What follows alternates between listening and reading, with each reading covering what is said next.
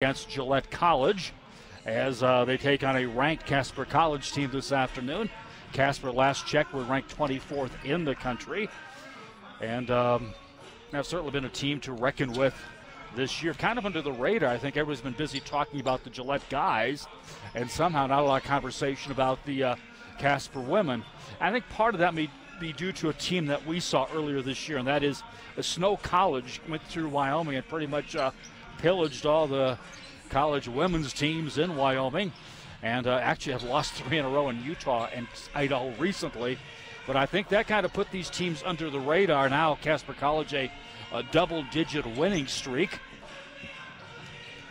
and certainly played well and are ranked in the top 25 right now. Very deep team. They'll play a number of players as they'll try to improve on their record, and that record currently a very impressive, I believe it is 17-2, which I have written down here, but I've got too many pieces of paper, I believe, to... Yep, 17-2 and 3-0 in the Region 9. For CWC now 7-12 on the year and just winning their first game in the region. That on Thursday night against Gillette, as I previously mentioned. Casper College, coached by Dwight Gennari, and he's been their coach for some time. Tyler Hurley, well, that's the guys coach assistants. The assistant coaches, Nate Macy and Megan Klein for the Lady T-Birds. CWC coached by Ken Schwartz. I think coming off the best win the program has had in the past 2 years, honestly, in that win against Gillette College just a couple of nights ago. Just about 4 minutes away from tip-off, we'll have the starting lineups. Also the national anthem coming up in just a bit as well.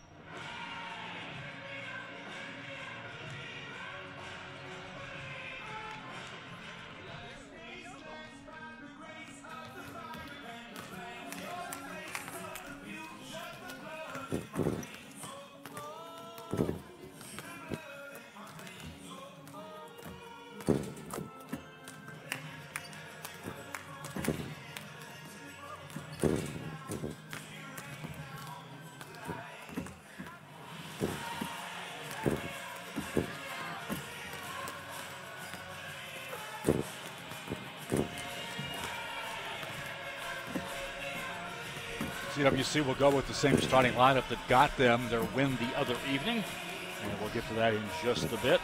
For Casper College, they do have a starting lineup, but there's so many interchangeable pieces in their lineup. It almost doesn't matter who starts for them.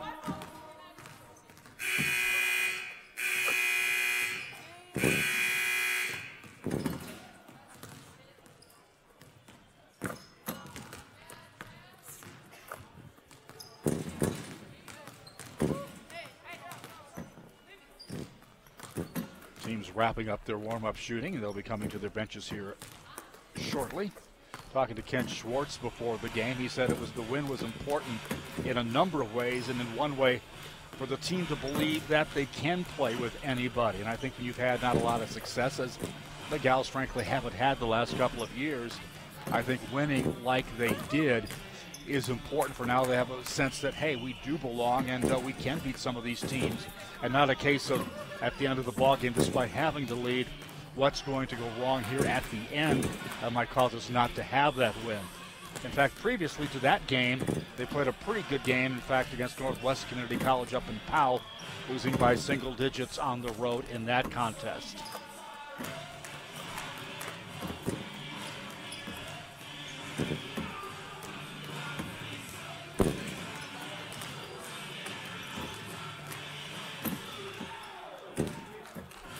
As of right now, not a big crowd on hand. I'm sure the roads around Fremont County, in fact, the roads between here and Casper can't exactly be pristine at this point. So that's certainly a factor as far as attendance here today. In fact, if you are driving, please drive very safely and carefully. Those roads are somewhat nastified.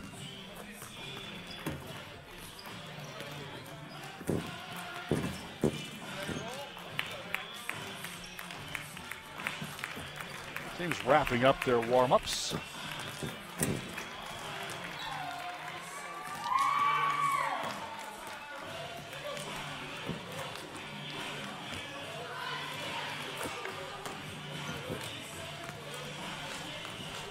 As both teams come to their respective benches now. We'll go along with the starting lineups as they're introduced here at Rustler Gym.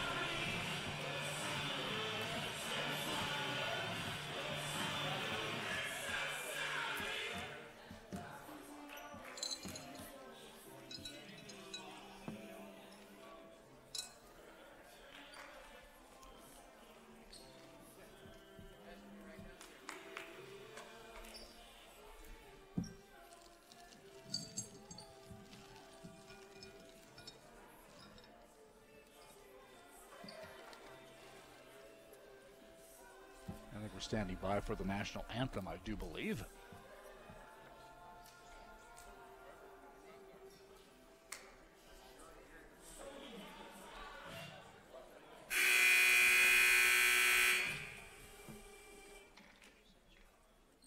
Good afternoon, ladies and gentlemen. Welcome to today's game between the Casper Thunderbirds and your Rustlers. Before we begin, we please rise and your hats to the playing of our national anthem.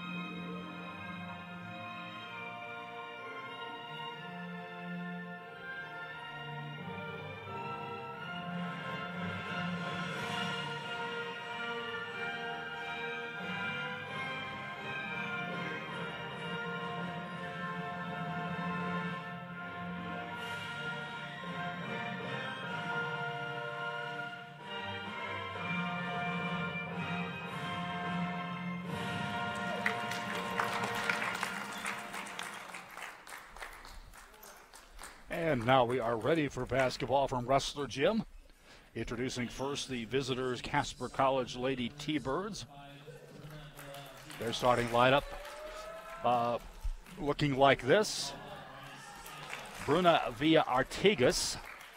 She is a 5'6" sophomore from Catalunya. Paula Sanchez from Barcelona, Spain, a 5'8" sophomore. Ashley Larson, a 5'7" sophomore from Miles City, Montana. Lucy Hoskova, a 5'10" freshman from the Czech Republic. And Emily Robertson from Casper. In fact, she played at Natrona High School. A 6'3" sophomore will start in the post. We'll get to some of those figures on that team in just a bit. For the CWC Rustler lineup, it looks like this. Olivia Shippen, a 5'4" freshman from Rigby, Idaho. Riley Burmester, a 5'10" freshman from Star Valley, Wyoming. Paulani Tarawa, a 5'11" freshman. She is from Orem, Utah. Braylee Crossman, a 5'9" freshman from Grantsville, Utah. And rounding out the starting lineup, Marissa Arnold, a 5'9" freshman from Cowley, Wyoming, and Rocky Mountain High School.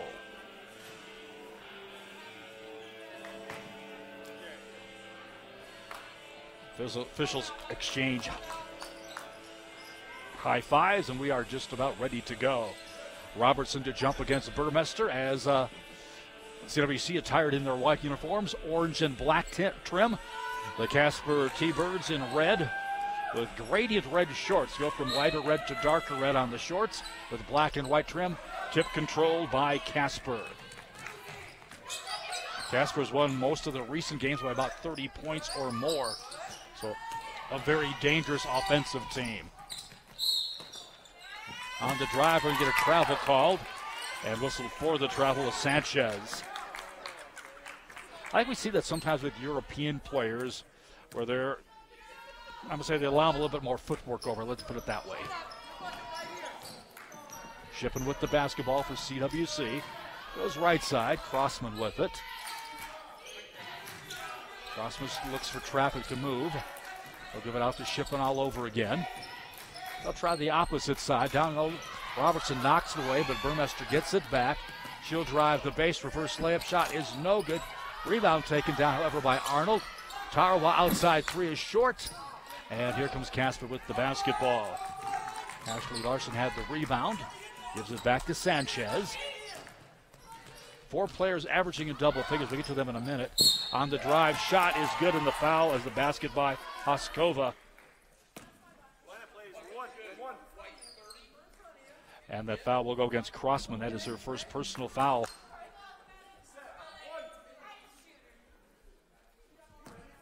Obviously the first team foul for either team as we are just underway. And the shot is up and good. Hoskova completes the old-fashioned three-point play. Press being applied after the made free throw. More of a nuisance press as they're only pressing the point guard. That is Shippen, has the basketball right now. So they go left side. Burmester, free throw line extended. She'll drive the paint, dish out. Tarawa with it now. Stops. They'll give Shippen on the give and go. Extends, gives it back out to Arnold. Arnold reverses the dribble. Stops from 7 feet away, goes long. Rebound taken down by Casper College. Hoskova with the board. Passing it up ahead, nothing there. They'll give it back out in front all over again. Sanchez the dribble. Looking for Robertson down low. Haven't got it to her yet. They do this time, or try to, I should say. And it's knocked away by Tarawa.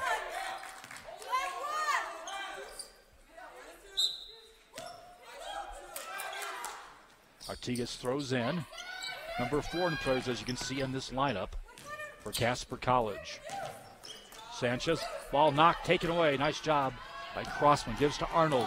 Arnold will force the issue, go up. Side shot is no good. No contact, but nothing called. Might be able to hear Coach Ken Schwartz questioning why there was no call made there. Ball out of bounds, so it'll be CWC ball still. Can't argue with him. There was contact on that play. Underneath, Crossman gives it back to Burmester. Reverses dribble. Out front to Shippen. Underneath, Tarawa. Side Crossman gets it, picks it up off of her shoestrings. It'll still be CWC basketball. Possession a little bit mumbo jumbo at this point. Not really getting a good look with 11 seconds left on the shot clock. Tarawa will throw in the basketball. To Crossman. Crossman coming off a very good ball game the other night. Like most of the team. Wasn't sure the ball was 2. Burmester will get it. She'll be forced to shoot from the side, go long with it. Does not get the bounce, and here comes Casper College. Hoskova can do a little bit of everything from what we can tell already. Artigas with it out in front. Sanchez with it left side. Stops her dribble. Robertson, that's not her office way out in front. She'll give it off and then go down low, which she does. Artigas to drive. No look pass corner. Shot from the side is long. No good. Missed that time by Larson. Put back is no good as well. And Shippen, the smallest player on the court, gets the rebound. Gives it to Crossman, then gets it back. Ball almost knocked away. On the drive, Arnold in traffic. A personal foul will be called. Arnold will go to the stripe.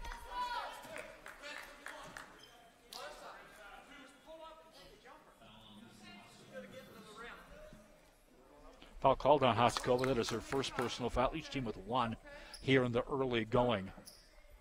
Just about 3 minutes gone here in the first quarter of play. Not a lot of scoring, obviously. It's only 3-0. Arnold's free throw was good. That changes that.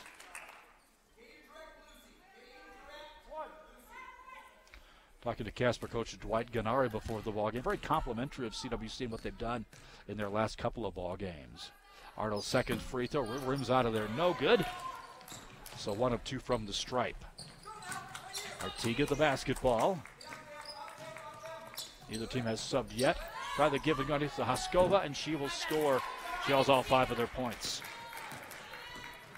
5-1 our score early. Here from CWC, Joel Kindle with the court side.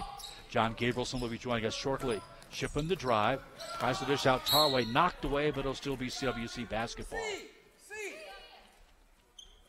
Wait, Lonnie, wait.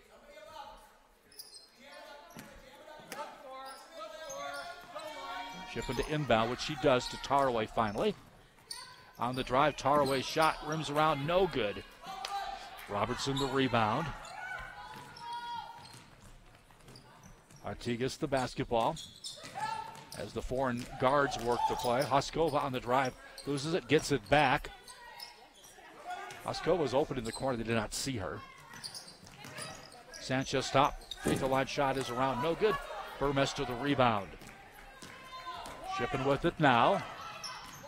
Coach Schwartz calling out the play. Boy, pass in traffic. Almost taken away, but retrieving it. Shipping. They were lucky that time. Not a change of possession, however, as the shot clock works its way down towards 10 seconds. Burmester drive forces contact, does not get a call either way. Up ahead, Artigas rather. Side, Hoskova shot from 15. Front iron, no good. Putback is up and in.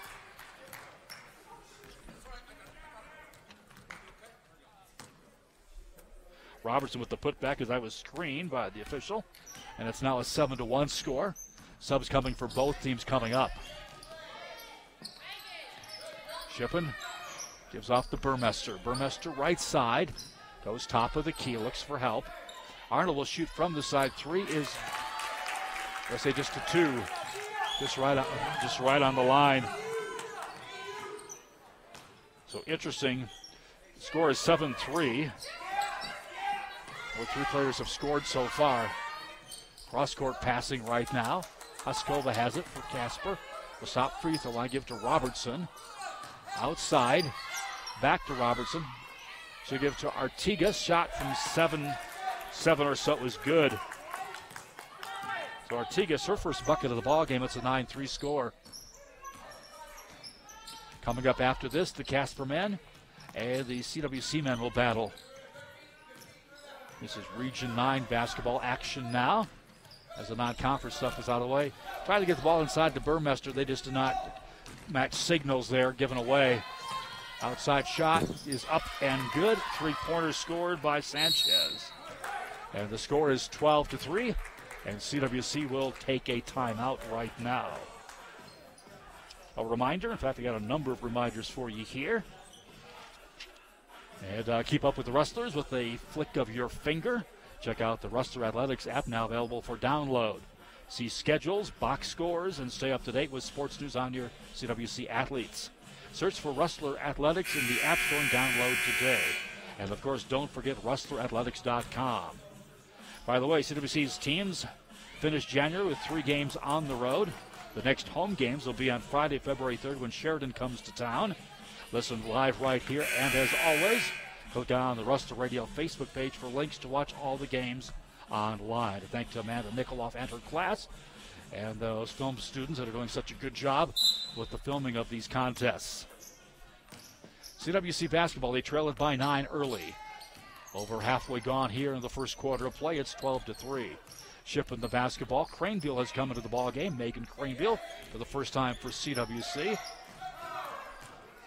Also sub for Casper College, Caroline Rivera into the game. And Naraya Baina as well. But that will be called as the shot goes off the rim. Crossman will go to the free throw line.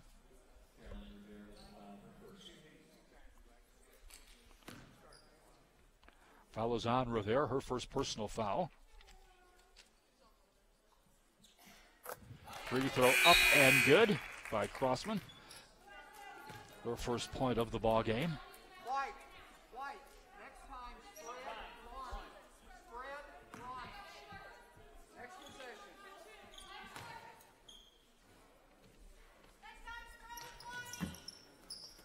Powell goes to the floor as the second free throw is no good.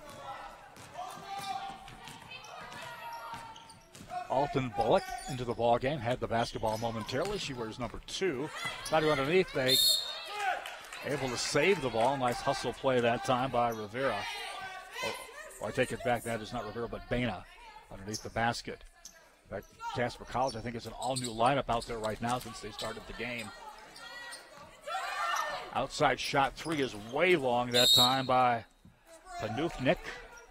She, by the way, is from Poland. And it's a 12-4 score as the ball went out of bounds. Going to change the way they brought the ball up that time. Shippen gave it off to Tarwell, shoot from the top of the key. It'll be short, so we had air balls on each end there.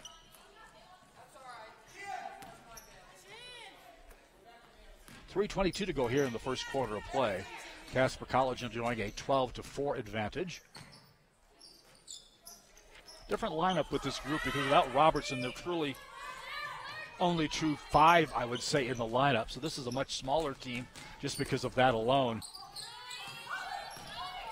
The official screams me again. Underneath, in the paint, through traffic, shot is up and good. Bain, a nice effort that time, gets the bucket. That is their first points of the ball game. That's a double-digit lead at 14-4. Shippen the dribble high. Just hard to say for Gallows, only 5'5" or 5'4". As Craneville is tied up. Arrow favors CWC, though they maintain possession, but lose the arrow. Shippen to throw in. CWC gets the ball into Tarwell. She'll come up missing it badly. Neither team really shooting well here in the early stages. Casper College, quick shot off glass is long, no good. Did not draw iron on a shot off glass that time by Afton Bullock. Underneath they go. Craneville, hook shot is good. Craneville came off the bench, had a great game the other night, by the way. Double-digit rebounds. We'll see Mariah Faber check into the ballgame with the next dead ball. Casper College with the basketball and the lead at 14-6. Under 2 minutes to go, first quarter of play. Dribbling it out front there for a while that time was, well, now they go underneath. And that shot misses rim again. The shooting has not been Casper's strong point as of late, despite holding the 14-6 advantage. Ball taken away. Casper College with a 3-on-2 if they hurry. Stop underneath. Shot off glass is up and good by Rivera, her first bucket. Back to a 10-point cushion at 16-6. Shippen the basketball. Try the give and go, but too much traffic there, and it's taken away, and also maybe telegraphed a bit as well. On the drive, Rivera will be fouled.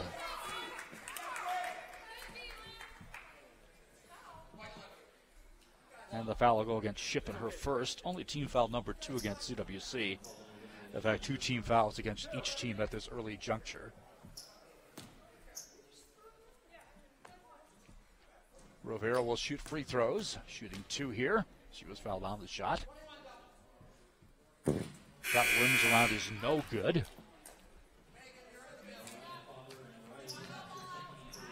Burmester back into the ball game, and Faber will come in for the first time.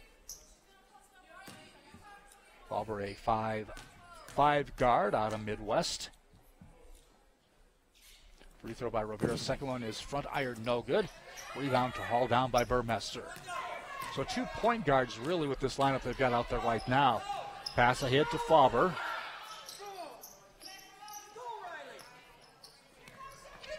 Get the ball to Craneville. Should go off. Have it roll away, no good. And here comes Casper College, a team that's very willing to run.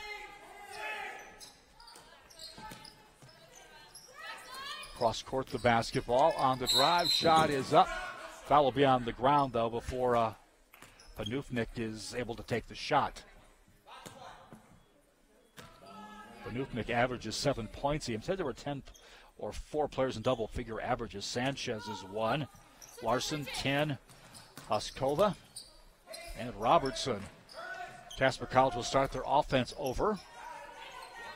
Underneath. Bodies go down, but the shot doesn't. Shippen the basketball.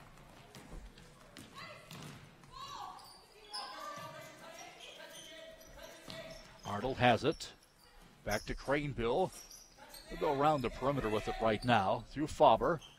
And back to Arnold right side. To take the baseline. It's cut off. Stops her dribble to Craneville. And Craneville was kind of losing her balance there and ends up walking. 16-6 with 8 seconds to go in the quarter. And not a real pretty quarter at that. Down to 7 seconds. Rivera with the basketball. She'll get a pick and then lost. Pass underneath. Broken up. And with 0.3 of a second, CWC will inbound the ball, but safe to say our score will end 16-6 here at the end of one quarter. And there you go. So our score at the end of one quarter of play, it's Casper College 16, our CWC Rustlers 6. You and your family can receive free snacks, drinks, and admission at all home games by becoming a Little Win Booster Club member for just $100.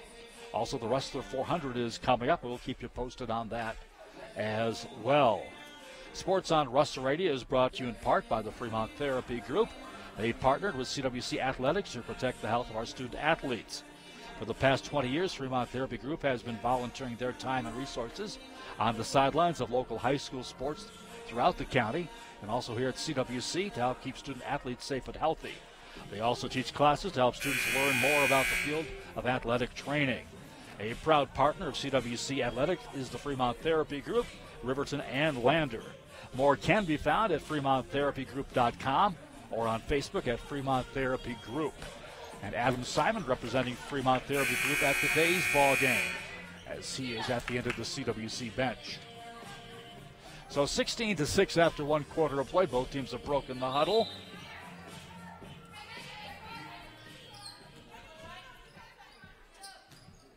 Casper College with the basketball. Alton Bullock back into the contest as they've got a mixture of starters and reserves. But like I said, they play an awful lot of people. The reserves get plenty of time as well. All the way through Hoskova. She gives it back out to Alton Bullock. She'll shoot from there. Barely draws iron. Putback shot is partially blocked, and it'll be a held basketball.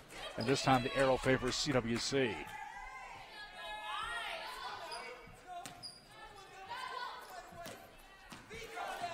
So the guards will bring it back up. Shipping with it. Burmester. She'll drive. Gets underneath shoulder, but is fouled on the shot. Well, a few times they've beaten Casper off the dribble, but they did it right there.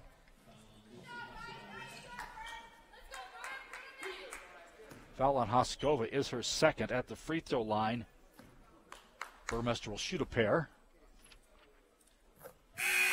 Free throw is good. She shot the most free throws on this team on the season. That is her first point of the ball game.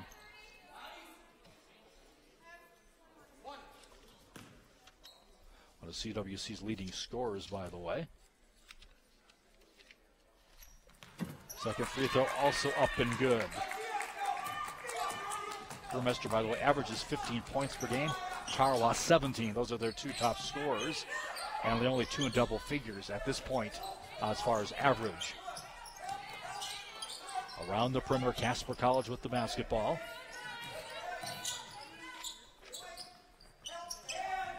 Johnson gives the ball off, taking away Shippen to steal. Newfnick just couldn't see it coming from behind Shippen, and she took it away. Burmester the basketball. Running cutters. Craneville will shoot kind of a rolling hook shot, and it will fall. One thing I like about Craneville's game is her aggressive offense. This is typically not a term you hear with offense, but she attacks. Also attacks the boards. Maybe over-attack that time, but she'll pick up a personal foul.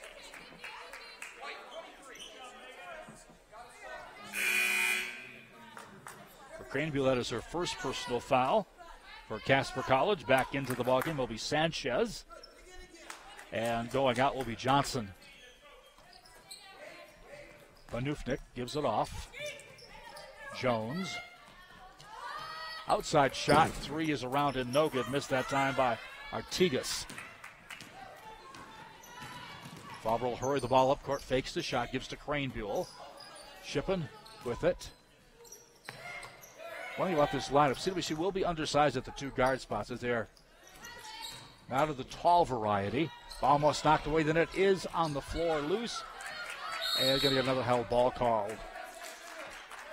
Arrow favors Casper College. In fact, Casper College will call a timeout when they have possession of the basketball, so it won't even go to the arrow.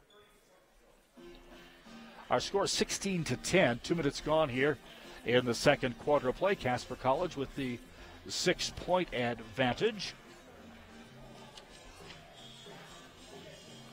By the way, our recreation, the ice rink is open every day to the public with select hours for ice skate rentals. Thursday 3 to 6, Fridays 3 to 9, Saturday noon to 9, and Sunday noon to 5. Busy next couple of weeks for our recreation with a bunch of deadlines coming up. To make sure you don't miss out on anything, go to ourrecreation.com or stop in the office to pick up the spring brochure or follow them on Facebook. What's coming up? Kindergarten boys basketball, hunter safety, adult pickleball, little hoopers, and so much more.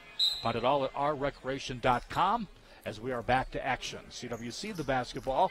So they got the timeout in before the arrow would be moved. I thought it was Casper that got the timeout. Instead it was CWC, and then they throw the ball away. Pass on this shot is up, no good, hard. Battle for the rebound. And Olivia Shippen had it. Pass ahead to Arnold. Arnold 1-on-2. And she will get the blocking call called, not against her, but against and Spanufnik will pick up the personal foul. Her first personal foul.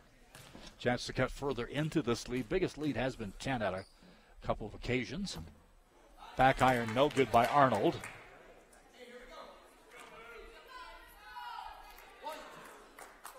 For Panufnik, that was her first personal foul, by the way. Robertson about to check in. Once again, as the second free throw is good by Arnold. And here come the subs.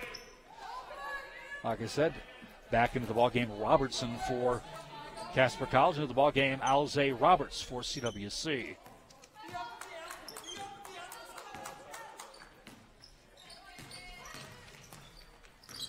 Casper College, the basketball. Lufnik will shoot a long three, back irons it, no good. And Roberts gets a free rebound right after coming into the ball game. Arnold working the dribble. They get to Roberts. She's double teamed. The running nice pass. And a good bucket that time. The pass was better than the bucket almost, if you can say that. But Burmester converts on the bucket after the great pass by Roberts. Down to a 3-point game at 16-13. Casper College's Sanchez gives up the basketball. Artigas. Underneath they go to Robertson off the glass. She will score. Robertson, a strong presence in the middle. Get the ball to Faber, right side. Here's Roberts, she'll fake. They'll throw up kind of a throw shot, but it falls. Probably not a shot you would recommend, but when it falls, it's not a bad deal. 18-15 our score. Casper College with the lead. Once 10, now 3. And the ball is taken away. Arnold with it for CWC. Stops her dribble, waits for the guards, gives to Shippen. Shippen's top 12-footer is good. That will force a timeout. Dwight Gennari not happy about a call apparently that happened out there as he's conversing rather loudly with the official. But CWC has cut the lead to just a single point at 18-17. So with 4 minutes gone here in the first half of play, 4 minutes gone in the second quarter of play to break that habit, CWC trails by just a single point at 18-17. By the way, the scholarship opportunity for next year is now open online at the CWC website. Scholarships can be based on your grades and cool stuff that you've done, how bad you need it, just who you are, and maybe just because of what you're going to be when you grow up. If you get started now, you can submit a great application to get your money for college now. It's online at cwc.edu/scholarships. By the way, Discover Day, February 28th, and Fremont County Employment Expo on the 1st of March at CWC. Casper College, the basketball, protecting a single-point lead. Trying to get the ball to Robertson, almost throw it away there. Artigas cross-courts the ball. Arnold almost committed, or rather, that's not Arnold. Into the ball game once again for CWC is Crossman. Almost committed that first foul, but apparently didn't. Outside shot is up and good with the basket. Hoskova She is their leading scorer with 7 points and has done it both inside and outside. Lee goes back to 4. Underneath, Burmester off glass, good. Nice entry pass, and Burmester finishes the job. She's got 6. Lead at 2. Casper College with that lead and the basketball. Switches the dribble, big give outside. Three-pointer, as the net had never been put up before, is missed. The ball goes out of bounds. The last touch by Burmester, but good hustle after that basketball. So Casper College will inbound. CWC will zone the inbound. It used to be standard. Everybody used to do that. Now you're seeing a lot more man making the ball underneath to Robertson. They try to. She's got it. She'll fake. Go up with the left hand nicely. Switches hands and scores. Pretty good defense, but just better offense that time by Robertson. Lead back to 4 points, 23-19. Shipping the basketball, bounce pass. Crossman did a good job pulling away her hands at the last second, not touching it, so it'll still be CWC basketball. Crossman to throw in the ball. Coach Schwartz exhorting his troops from the sideline. That means kind of cheering them on with a positive attitude. Shipping the basketball. Outside to go to Faber. Has a bounce pass. Nice pass by Faber. Wow, I thought perhaps being fouled on that play was Burmester, but nothing called. 23-19 our score. Casper College leading the ball. Over halfway done second quarter of play. On the dry, Hoskova should give out. Shot long 3, back iron no good. Missed that time by Sanchez, and a held ball underneath. And the arrow favors Casper College's T-Birds. Arnold to come back into the ball game. And CWC get bigger as Faber will come out of the contest.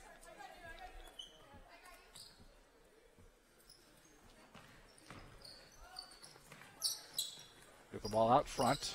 Actually to the side, really, with Sanchez. Does it going to go taken away by Crossman. Crossman pass up ahead. Shippen goes layup good. Boy, that shot was high in the air on the layup, but she does fall. Again, a 2-point game. This is against the 24th ranked team in the country right now. On the drive, Shippen will be called for the personal foul. That will be her second. So Bauer might not get a real long time sitting on the bench as Shippen picks up her second personal foul. Out in the act of shooting. Artigas will shoot from the free throw line. Shot rolls around and falls. Shippen will come out of the ball game. Tarawa will go into the contest. So actually going from 2-point guards to really not an actual point guard in there. So as a second free throw is also good. By Artigas. She's got 4. 25-21 the score. Tarawa with the basketball will pivot. Give and go underneath to try to get it to Crossman. Ball loose on the floor. Going to get another held ball.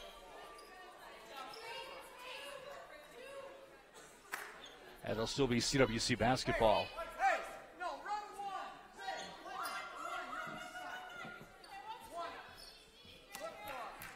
Bigger lineup for CWC, but not as much ball handling in there with this lineup. Inbounds pass comes to Burmester. Should go and paint and score. A nice shot. Got the ball over Robertson, which is no small task. And for Burmester, I've got her unofficially with 8 points in the contest. Leading score on either team. Casper College underneath Robertson. Glass good. You can't stop her if she gets it that low. And Robertson now with 8 points as well. 3:02 to go on that ball. Knocked away, but out of bounds. It'll still be CWC basketball.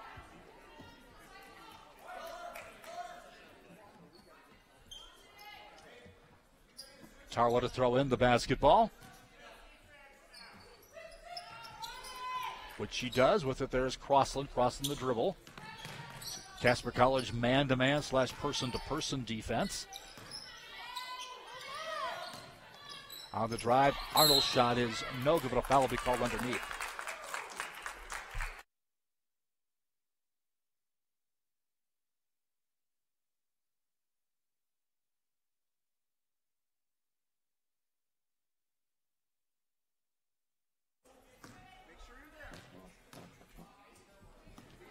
the free throw line, Arnold. Free throw is good. That foul, by the way, on Robertson was her first.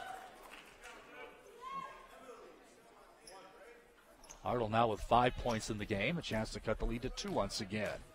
CWC making it close. Have never led in this contest, however. Second free throw, Arnold rolls around, no good. Robertson the rebound. Basketball for the Thunderbirds. Artigas gives it up. Goes to Hoskova. The high post. Try to go underneath. I could have Tarwal with an over the back call. Her first personal foul.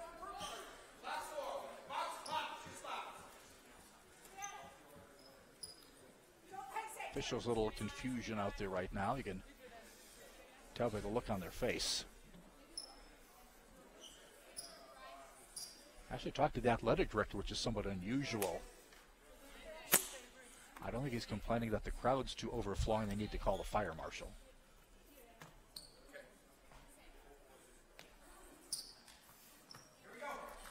And I think you could hear a pin drop. It even needed to be a bowling pin because it got quiet, but nothing had happened.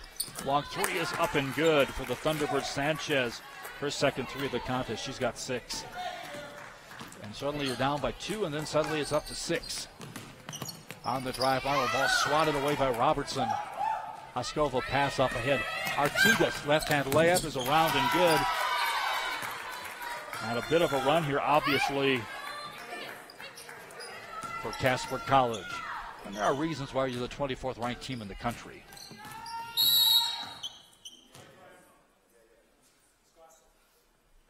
And another stop in action.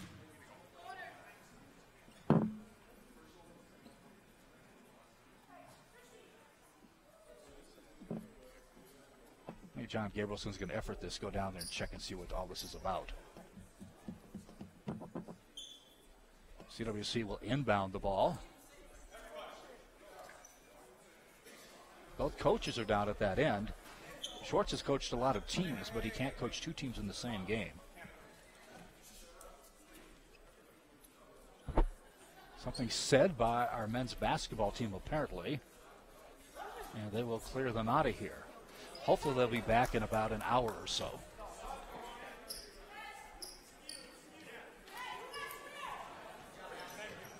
In fact, I really don't have a complaint about the way the game has been officiated, for all honesty here. You know, you maybe see a missed call here and there, but nothing seems to be a horrendous oversight by anybody.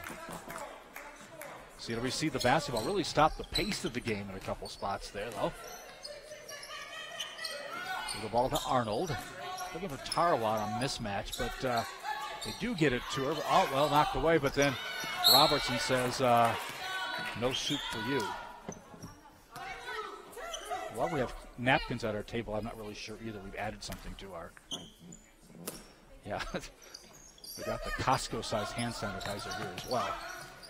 Inbounds pass. Roberts basically able to tip it just so they can keep the ball. It would have been taken away otherwise. Arnold launched from 3. Front iron bounces away, no good. Burmester, the rebound, will go up. Had to kind of re-steady her feet, and then she gets the bucket. She's in double figures now with 10 points in the game. First player in double figures for either team. That's the lead to 6.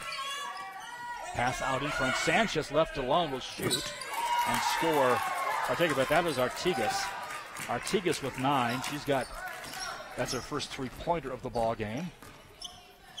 Number of foreign players on this Casper College team. Tarwal bounce pass to Roberts underneath. Score and be fouled. Roberts has done a nice job off the bench in this one. Great pass there by Tarwal as well.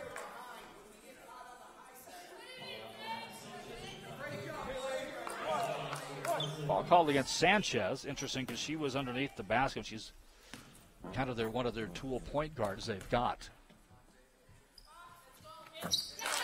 And Roberts completes the old-fashioned 3-point play. Lead down to 6. A minute to go here in the first half of action.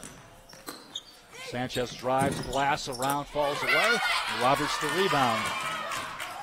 Long pass up ahead. Tarwa gives it to Burmester. Drive up and good. Nice passing by CWC as a team that time.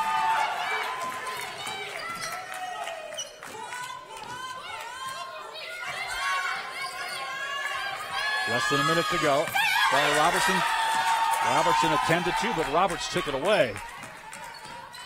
It'll be very close in alphabetical order if they were in the phone book together, by the way. CWC, they'll throw it away, however. On the drive, Artigas will give to Sanchez. Pass, no good. Rebound underneath, and the foul will be called on Burmester. Probably preventing a layup, but still, the foul on Burmester, that will be her first personal foul unofficially. I take it back. Unofficially, it's her first, but officially, it's her second. So, shot clock put away. Not really looking to take the last shot. They'll take a shot when they get it. Haskova will drive and then lose the basketball. So with 8 seconds to go, Tarawa will be fouled. Oh, the offensive foul will be called on Tarawa. And I don't know if I've heard the scores table break out like that as much as we heard right there.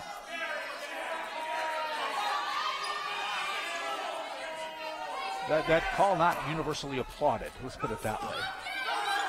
For Tarawa, that is her second personal foul. 2 seconds to go, the drive. Sanchez loses the ball. That'll be a shot, but it won't be a shot that actually matters.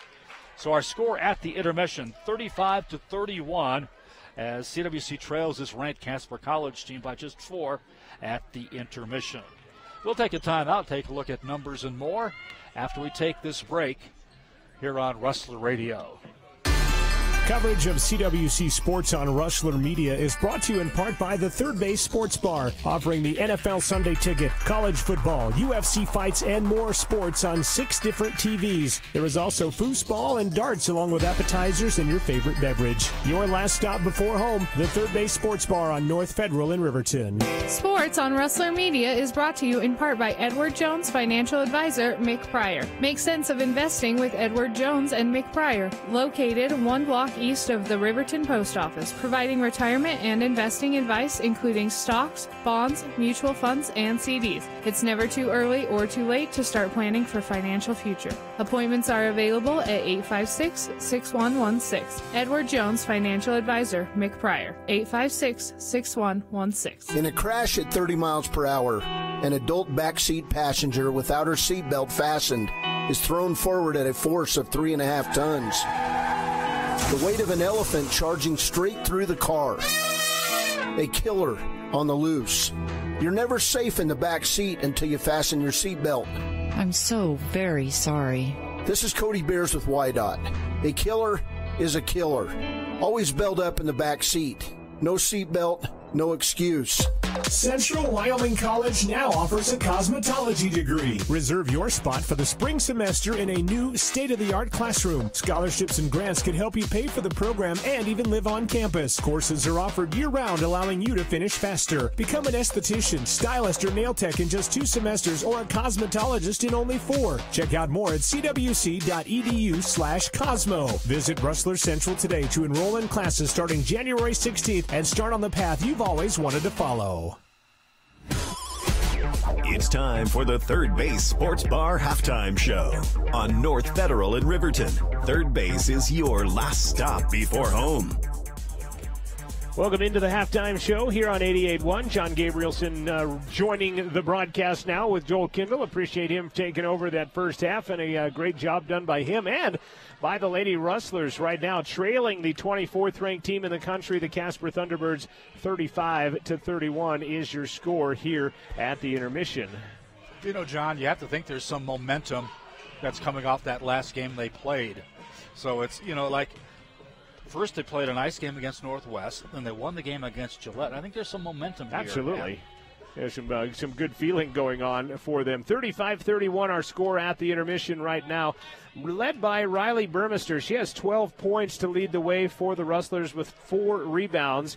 5 points for Alyssa Arnold and Zay Roberts coming off the bench with 5 points today as well. Olivia Shippen has 4 and 2 points apiece. 4 points for Megan Cranebuell as well, and then 1 point for Braylee Crossman right now. So led by Burmester, and they've done all this right now, and Tarawa really not registering right now. She has no points and no rebounds for the leading scorer and the one of the leading rebounders for Central.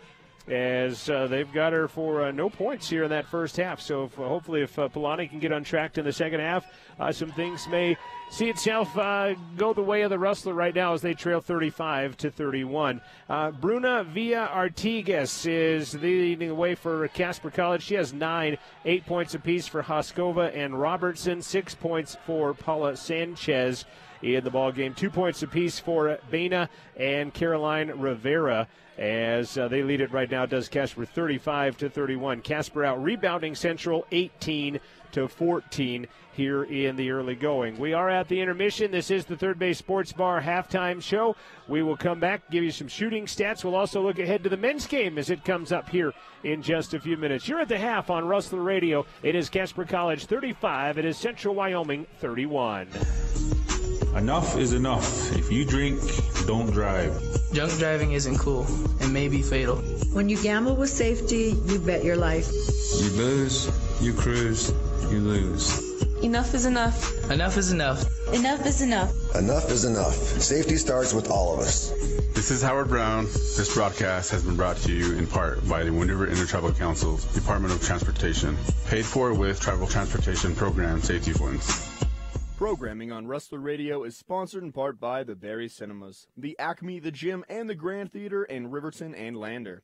This week's movies are, at the Acme, All the Money in the World. You carry a gun, Mr. Chase? I never bothered. Ruins the line of your suit. At the Gym, they are showing Jumanji, Paddington 2, Insidious, The Last Key, and The Greatest Showman. At the Grand Theater in Lander, they are showing Star Wars The Last Jedi.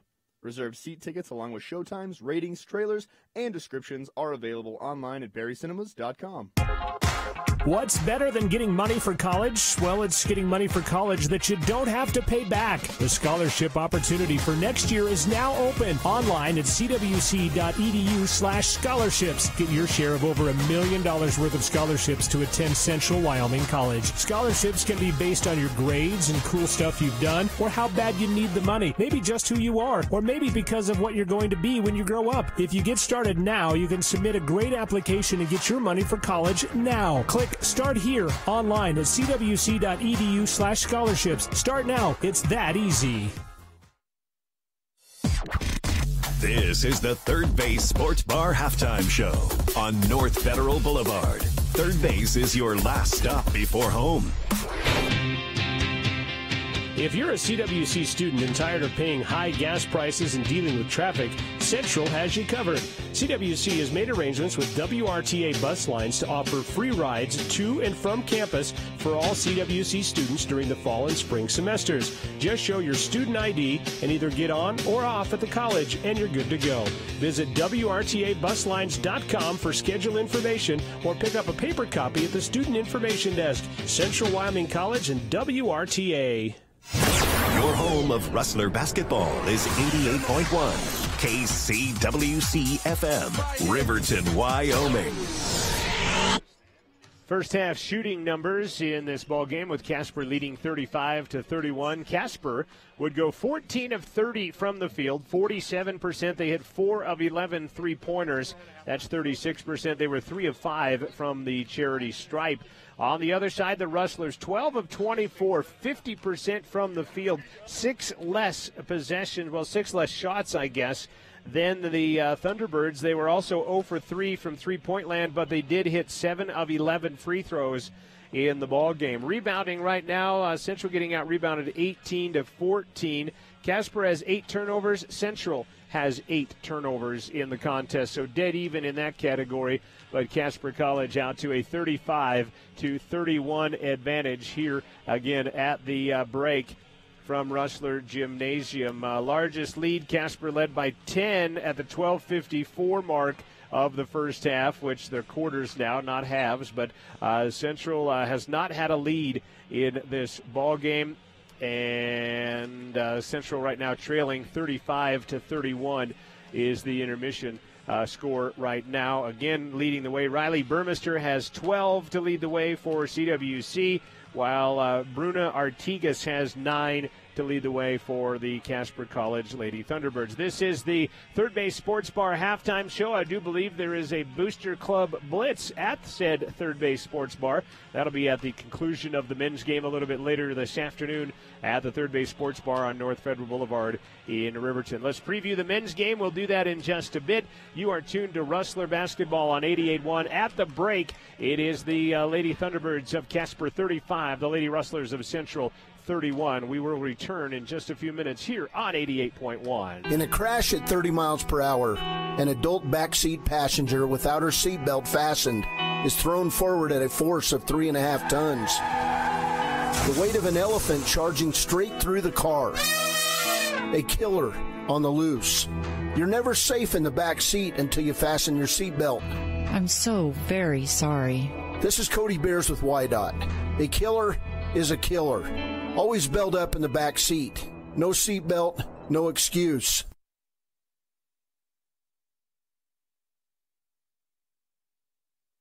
Listen and imagine.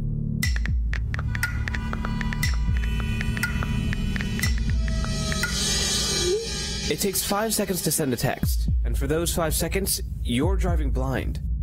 Life is worth more than a text. Stay alive. Don't text and drive. Visit StopTextStopWrecks.org. A message brought to you by the National Highway Traffic Safety Administration, Project Yellow Light, Noise, and the Ad Council. Sponsorship of Rustler Athletics is brought to you in part by the Brown Sugar Coffee Roastery. They're on Main Street in downtown Riverton. They have a full coffee bar menu including lattes, cappuccinos, espressos. They also feature New York bagels and open-faced bagel sandwiches. Brown Sugar Coffee Roastery, 303 East Main in downtown Riverton. You can dine in, take out, or pick up. 856-1116. That's 856-1116. A proud Rustler booster sponsor, Brown Sugar Coffee Roastery. 35-31, Casper College out in front of the Lady Rustlers at the intermission. The Rustler men getting ready to take on the Thunderbirds here next. You know, John, one thing I didn't mention that first half, we talked about the depth of the Casper College women, but the shortness of bench for CWC, because you still got that semi-mash unit that they've got that are out, you know. One gal about to come back, at least she's hoping, fingers crossed and all that. And, you know, we hope we'll see the Chelsea Drury before too long. However, Bailey Forney, she is well done for the year. And also, concussion protocol for Amanda Mitchell was actually out helping some of the players get loose before the ball game. Right, and then I had Ken Schwartz-eyes that mic, by the way. He was okay. They were trying to aim it more. He's pretty demonstrative today for sure, as his team's within 4 of the 24th ranked team. The way in the he's been country. bouncing around, he's been eating a lot of Mexican jumping beans, I think. Men's game coming up here in just a few, and you know, you talked about it to me on the phone earlier in one of our conversations today about you're not really talking a lot about these Casper teams. It's been a lot about Gillette and a lot about Sheridan on the men's side, where Casper is leading the women's side, but Casper men, they've won 10 in a row right now and playing very well. Yeah, you know, I don't know if you heard the women's broadcast, but I said part of it I think might have been when Snow College went through and just ransacked everybody in Wyoming. You know, and I think you kind of, no Wyoming team can be that good because they're getting crushed by this, you know, by the Snow women. Dwight Gennari, the coach of the Thunderbirds, he did say turning point on his season was when they went and beat Salt Lake. And they lost to Western Nebraska, but then beat them back just around the Christmas break. And he talked about the Salt Lake win as a good turning point for his basketball team. Dan Russell in his 5th year comes in with a Thunderbird team that is 3-0 in the conference, 15-4 overall, and 10 wins straight in a row for the Thunderbirds, including a win over said Western Nebraska's men, who came here and beat Central pretty handily right at the Christmas break. I think the wild card lever in that one is the fact that CWC beat them 3 times last year. However, the previous year, Casper beat Central 3 times, so it's Casper. May not bode well for us. It's not. If you're into that, it's hopefully Casper's year if you're Casper, as they won 3 a year ago, 2 years ago. Central won all 3 last year, and they've not played each other. They normally have played that preseason thing. Typically, you're not going to see a team 3 times, typically, but, you know, in regions they got matched up, or, you know. Right. Well, actually, it wasn't in regional last year, was it? It was at the Casper tournament that's at right. the beginning of the year. I think the year before it might have been the regional where they saw each other. But in any case, I think this is a nice job by CWC. You know, you're behind 35-31. Let's not get all excited, but here's the ranked team against a team that's just kind of finding its way in the darkness and has played better, much better as of late. Yeah, Casper women averaging 90 points in their last 7 games, winning their last 7 games by an average of 31 points at 90-59, their average in their last 7 games. And they have been tearing it up, and right now they have a 4-point lead over CWC. This has been your Third Base Sports Bar halftime show. Stay with us. We'll be back with the second half of basketball here from Rustler Gymnasium right after this. I have the tickets. I'm wearing my favorite UW hoodie. The car's gassed up. The game is just a few hours away, and we're ready for some basketball. Wait a minute. It's snowing outside. We should probably leave earlier. This winter, when you're leaving for the next game, be prepared. Take it slow. Have an emergency kit. Check your tires, and let someone know where you're headed. Remember, when there's ice and snow, take it slow. Download WYDOT's 511 Road and Travel Information app at wyoroad.info. That's WYOROAD.info. This message brought to you by WYDOT. This has been the Third Base Sports Bar halftime show on North Federal Boulevard. Third Base is your last stop before home. The Third Base Sports Bar reminds you to celebrate responsibly. It will be Casper basketball to begin the second half, and to bring it your way, Joel Kindle. He's getting their last second instruction from their coach. Actually, CWC was already out there. Coach Schwartz says it's up to you. When I do the ball game, we're aiming the mic that way.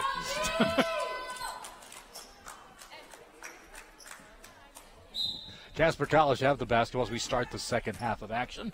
Looks like the same starting lineups. It's started the ball game. Actually, it's not the same starting lineup. When changes, Robertson gets inside, and that's the one player they've had a hard time matching up with. And I think they will because they don't have certainly the height or the post presence, of Robertson, the former Natrona player. Burmester the ball out in front. They'd like to move Roberts out from there now. Burmester off to out quicker inside, which she does. Burmester the bucket. She's now got 14 points to lead all scorers. And on the other side, Robertson is leading the way for Casper with 10. Speaking of 10, nobody caught number 10 there. That was Sanchez, who has the ball go badly off the shot. Tarawa straight on three is good. Didn't score in the first half. That's the way to make your presence known in the second half, and the Rustlers are within 1.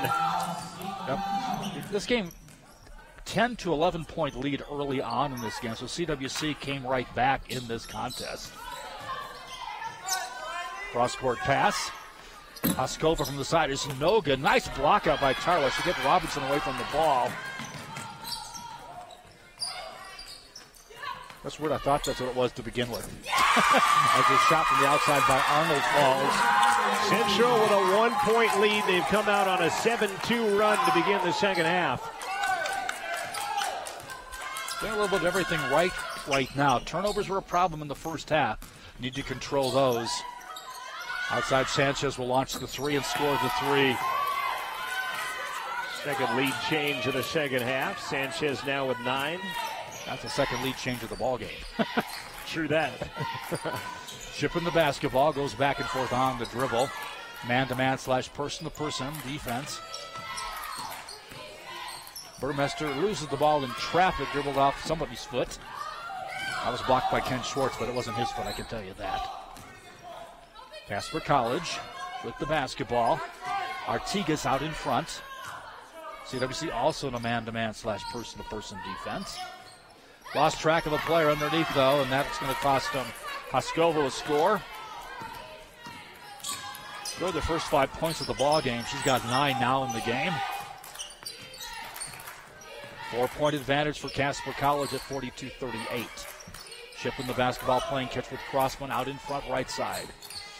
Tarawa will drive, go through traffic, and will draw the foul. I think that's probably the best way to put it. She drew the foul because that shot was going to be batted away probably by one of 3 T-Birds there. Hoskova, the recipient, her third personal foul.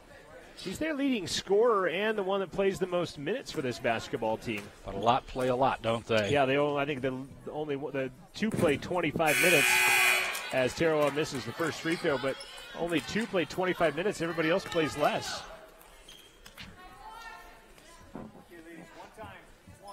So shoot another with hopefully better success.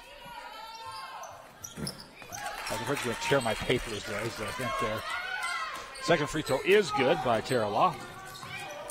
She's got 4 now, all in the second half. That's the lead to a three-pointer. Back in the ball game. Newfnick, who had it momentarily. Fall away shot is no good. Could have been Traveler. Robertson, the putback is no good.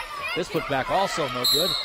And the third putback, Panufnik on this one is no good but fouled. I'm with you. I think it started with a travel, actually, on that whole exchange. Well, if it started with a travel, it wouldn't have ended with them having 3 shots. This is true. Roberts had a nice first half. We'll check into the ball game here momentarily for CWC. Panufnik, a 71% free throw shooter, gets the first. Well, they don't put their names on the back of their jerseys. Panufnik, I think you might have to go to the T-shirt style to get that on. Panufnik's second free throw is good. Natalia. Timeout called by Casper College. So Casper College will take a timeout. Our score 44-39. Casper on top. 6:55 to go here in the third quarter of play. I have the tickets. I'm wearing my favorite UW hoodie. The car's gassed up. The game is just a few hours away, and we're ready for some basketball. Wait a minute. It's snowing outside. We should probably leave earlier. This winter, when you're leaving for the next game, be prepared. Take it slow. Have an emergency kit. Check your tires, and let someone know where you're headed. Remember, when there's ice and snow, take it slow. Download WYDOT's 511 Road and Travel Information app at wyoroad.info. That's WYOROAD.info. This message brought to you by WYDOT. Your home for Rustler basketball is 88.1 KCWC FM, Riverton. 5-point advantage for Casper College. CWC basketball in the backcourt. Press will be applied by Casper here. They've kind of come and gone with that press. I've not done it a lot in the ball game. Baseball pass up ahead to Tarawa. Has the basketball. Well, she may have traveled herself there. With the ball, Crossman will be tied up. She was in a bad spot. She had 1 foot inside the 3-second lane and had to get rid of the basketball and get herself out of there at the same time. So the held ball might have been as good as anything. Shippen to throw in. Out in front, Crossman to Shippen. 18 seconds on the shot clock. I heard somebody say 2. It was a Casper coach. It wasn't the shot clock. Arnold will drive. Now dish it back out. Shippen at the free throw line to dish instead. Roberts. Well, I thought there might have been some body there. Nothing called. Ball loose. And Robertson will tip it to a teammate. Rivera with the basketball will stop, shoot from the side. Rolls around, no good. And tipping the ball to another Casper player. Good hustle play that time by Artigas. Balufnik had it. Panufnik had it momentarily. She should not be allowed to hold the ball very long. Give it to Robertson underneath. She'll score off glass. That's too easy. Central got to get that short up defensively. You have noticed I said that before the ball went in, actually. But 7-point lead again. You know, you work so hard, and a couple possessions changes everything. And Panufnik will be called for the personal foul. One thing I've noticed, foul her out of there. Here as that's her third. I want her out, and I want Jones in. Maya Jones. Very physical away from the basketball, this Casper team, as the players try to instead make their Alton Bullock. Yeah, the names are a little difficult when you got a lot of Shippen. Had the shot names. Momentarily, didn't take it. Roberts will dish back out. Crossman along 2. No good. Roberts the rebound. Rivera up court with the basketball. Very high on the dribble. Reverses hands. In the old days, that would be called a carry. These days, it's just basketball. 15 foot. I thought it was going to be a pass at first. Shot, though, by Sanchez was no good. Ball out of bounds. It'll still be Casper College basketball.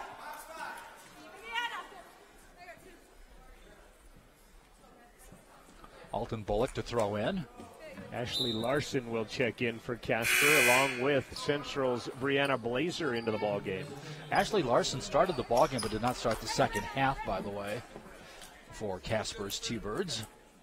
Now, Blazer, we did not see her in their win on Thursday. I don't think at all. Larson out of Miles City averages 10 a game. I already covered that in the first half. In case you're just joining us, like me at the halftime mark. She had the basketball there momentarily. She gives to Rivera. Cross-court pass. That is a cross-court pass. An eighth to go. Robertson, 2 points.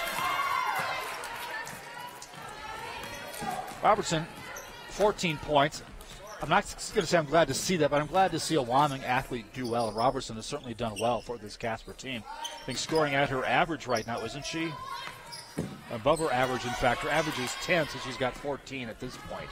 As CWC misses, and the lead almost at double figures now. Alufnik doesn't take the shot.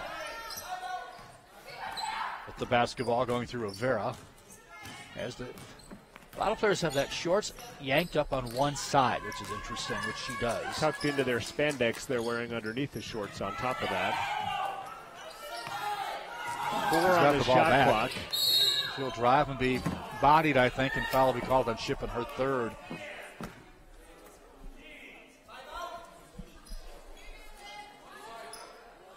Shippen, the first player with 3 personal fouls. Well, that was a bailout because the shot clock was at 2, almost 1, and she was not playing any other defense than she was the previous 4 seconds of that possession. Shippen will stay in, but Craneville will come into the ball game. Played a great game Thursday night. Was our Gatorade player of the game, in fact. Even though I don't think I voted on it. You were absent, so I was drinking Gatorade. Your proxy vote didn't count as Robertson will lay another one in. A little more range on that one as she kind of had a rolling hook shot there. Former Natrona star. Back to a double-digit lead. Almost taken away. Roberts underneath. Does a nice job getting this shot off against Robertson, but it doesn't fall. Lead at 11. This is danger time for CWC, and this is the biggest lead of the ball game now at 11. Rivera gives it to Robertson. Give it right back. You know, it made some sense to play some help defense that time. But a nice look by Robertson because Robertson's been killing you inside, so why not double team her when she's got the ball? But the give and go burnt CWC, and Rivera got the bucket. 52-39 our score.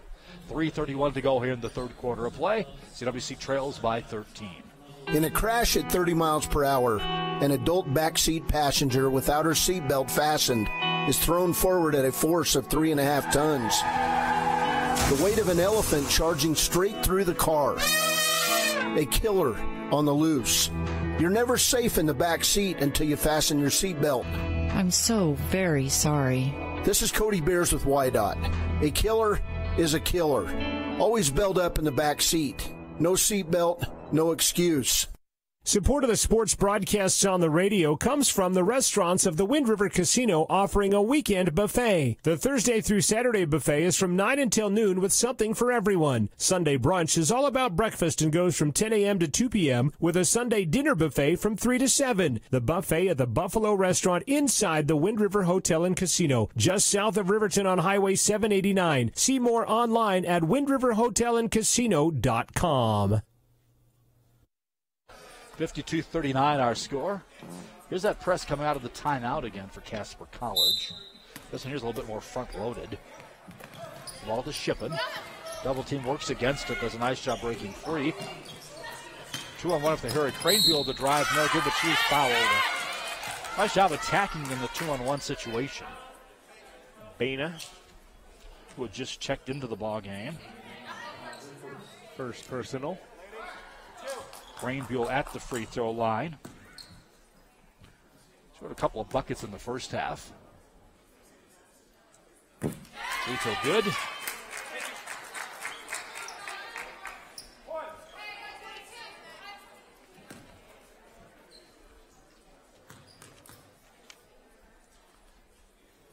Craneville's second free throw front iron, no good.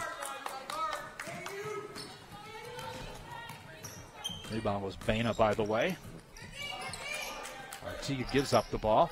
Give and go underneath. Baina misses the shot, however. She had come in for Robertson. They had the rebound, Robertson. but go ahead. Couldn't clear it and ends up having to save it, and it ends up out of bounds. Well, Robertson got worn out by putting balls off the glass. Underneath, a foul will be called, and it'll be against Arnold on the shot that time by Panufnik. Maybe that's where the back of the uniform just say Casper. You had a Villa Artigas and Alton Bullock. Nerea Baina. That one you could fit. Burmester will check in as Panufnik misses the first. Zay Roberts will come out. A nice interior game in the first half, but right now, I think maybe taking her out because Robertson isn't in, because it's just a tougher matchup for everybody else out there. Second free throw is good. Shipman will pass it ahead, have it stolen away by Palufnik. She'll go off glass and score it. Almost like she saw that from a quarter of the court away. I think we saw it from the quarter of a court away. 3-on-1 if CWC hurries. Bounce pass. You know, out of a 3-on-1, that's really not the shot you want by Craneville, a 12-footer that's knocked away. In fact, last touch by CWC as it went out of bounds. Well, that was a great job by Nerea Baina as she got the block, and then she threw it off of a Rustler to make it go out of bounds and get the basketball to the Thunderbirds. And that's when you've got a 3-on-1 break as well. Malufnik, who just had that last bucket, will drive glass good. But we've said glass a lot here in the second half. Yeah, they've not used a lot of the court for a shot chart that's all kind of conglomerated right around the hoop. And the lead is suddenly ballooned to 17. After Central led 37-36, didn't they? It was something of that sort. Shipping the basketball. 21-4 run by the Thunderbirds. Craneville will stop, give it out front. Blazer the dribble. I'm not sure if that was a shot, pass, or it wasn't much of a lot of anything. Partially blocked / fouled. That's all we can't really tell. Gennari directing traffic. Actually, the assistant coach chiming in as well. It's always good when the assistant chimes in. Three-pointer is up and good by Alton Bullock. That is her first points of the ballgame, by the way. And the lead is suddenly 20 points. 90 seconds left in quarter number 3. Balber about to check in for CWC on the next dead ball. Craneville, not her office out front. She does get rid of it. Blaze will launch a 3 straight on. Side iron, no good. And the rebound taken down by Baina. Artigas the basketball. This has been a deadly quarter for CWC. That's after you say, after they took the lead even. Alton Bullock. Straight on three-pointer is no good by Panufnik. Rebound, though, Casper College. Shot this time, 3 is no good. Missed that time by Larson. Again, the long rebound comes to Casper. Give and go underneath. Bucket is good. And the bucket by Baina, as I was screened by the other perhaps intended target for the pass even. 37 seconds to go in the third quarter. Blazer the basketball. To go left side. Was it Shippen? Shippen coming back after she had that fingernail in the eyeball of her game on Thursday night. But played, I think, more minutes than about anybody for CWC in this one, in fact. Shot clock off as the ball's taken away, and Casper College will get the last shot if they want that here of the third quarter. 6 seconds to go. Boy, no, but she could have driven the layup if she would have wanted it. Panufnik with it. Will drive. And no foul called as the shot is missed that time by Artigas.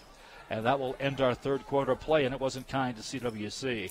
Our score at the end of 3 quarters, CWC trailing it 62-40 against this ranked Casper College T-Bird team.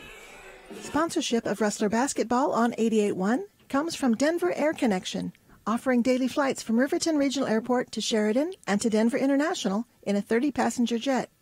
The flight features in-cabin service, and TSA check-in at Riverton is included. More information can be found at denverairconnection.com. Media coverage of Rustler Athletics is sponsored in part by Wyoming Wireless, providing smartphones, mobile devices, and wireless service. They are a Verizon authorized retailer. Product brands include Apple, Motorola, Samsung, and more. With 18 locations across Wyoming, including 2 in Riverton, 1 on Main Street in downtown, and the other on North Federal Boulevard. They also have locations in Lander and Thermopolis and online at wyowireless.com. Your home of the Rustler, 88.1 KCWC. Our score is 62-40. CWC trailing it by 22. After actually taking the lead momentarily in that third quarter, but outscored in that quarter 27-9. And most of that damage being done off the glass by Casper College. CWC in a man-to-man defense. Fauber finally got into the ballgame at the quarter break. Pass on the side underneath. Shot is up and good. And that is Panufnik with that basket. She's now got 9 in the contest. As John said, she is our leading scorer on the year. Chipping the basketball. This is that smaller 2-point guard lineup. Burmeister underneath will go up and be fouled by Baina. So a chance to maybe make a little bit of hay, at least here at the free throw line.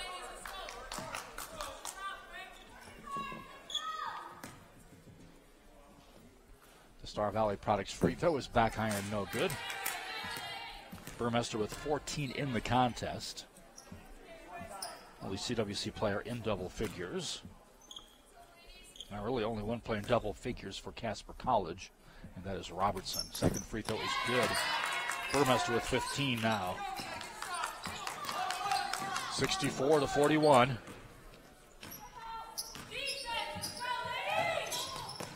Nice look underneath. Baina's shot is no good, however. And Burmeister will be called for the personal foul on the attempt at the rebound.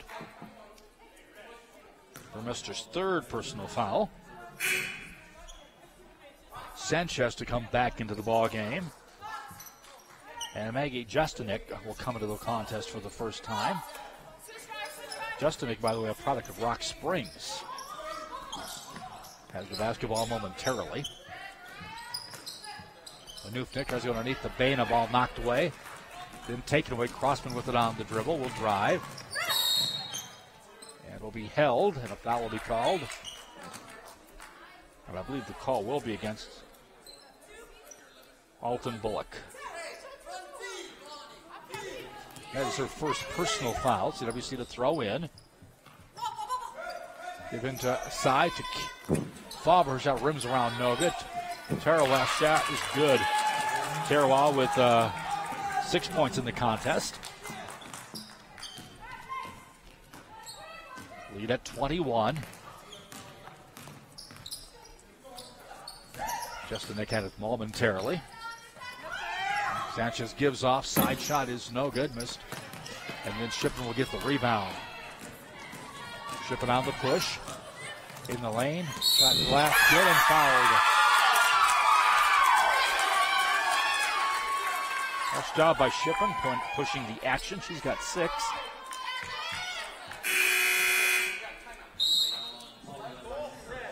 A foul on Sanchez is her second personal foul. And a timeout will be called with the lead 64-45. Casper College with the advantage. A reminder, keep up with the Rustlers with the flick of your finger. Check out the Rustler Athletics app, now available for download. See schedules, get box scores, and stay up to date with sports news on your CWC athletes. Search for Rustler Athletics in the App Store and download today. And, of course, don't forget rustlerathletics.com. By the way, CWC's teams finish January with 3 games on the road. The next home games will be on February 3rd when Sheridan comes to Riverton. Listen live right here as always. Check on Rustler Radio Facebook page for links and watch all games online.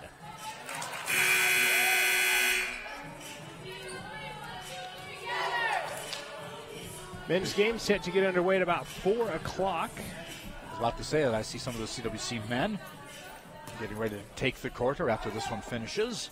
Shippen to try to complete the 3-point play here. That extra buzzer effect there. Chippen's free throw is long, no good. Rebound taken down by Robertson, who's back into the contest. Alton Bullock. Interesting, too, when your point guards, all your guards are foreign players. I'm curious what the English is like as Robertson will score, because they're the ones that are going to be calling out the plays. Typically will be your guards. And will there be any kind of a language barrier, you know? Unless, of course, you could have just play 1, play 2, and so on, but... Tarawa's shot from the side is good. Good-looking shot by Polani as she steps up from 15 and buries it. And well, a few times it's not been contested, too, and I think that might be the fact that it's a 20-point ball game, too.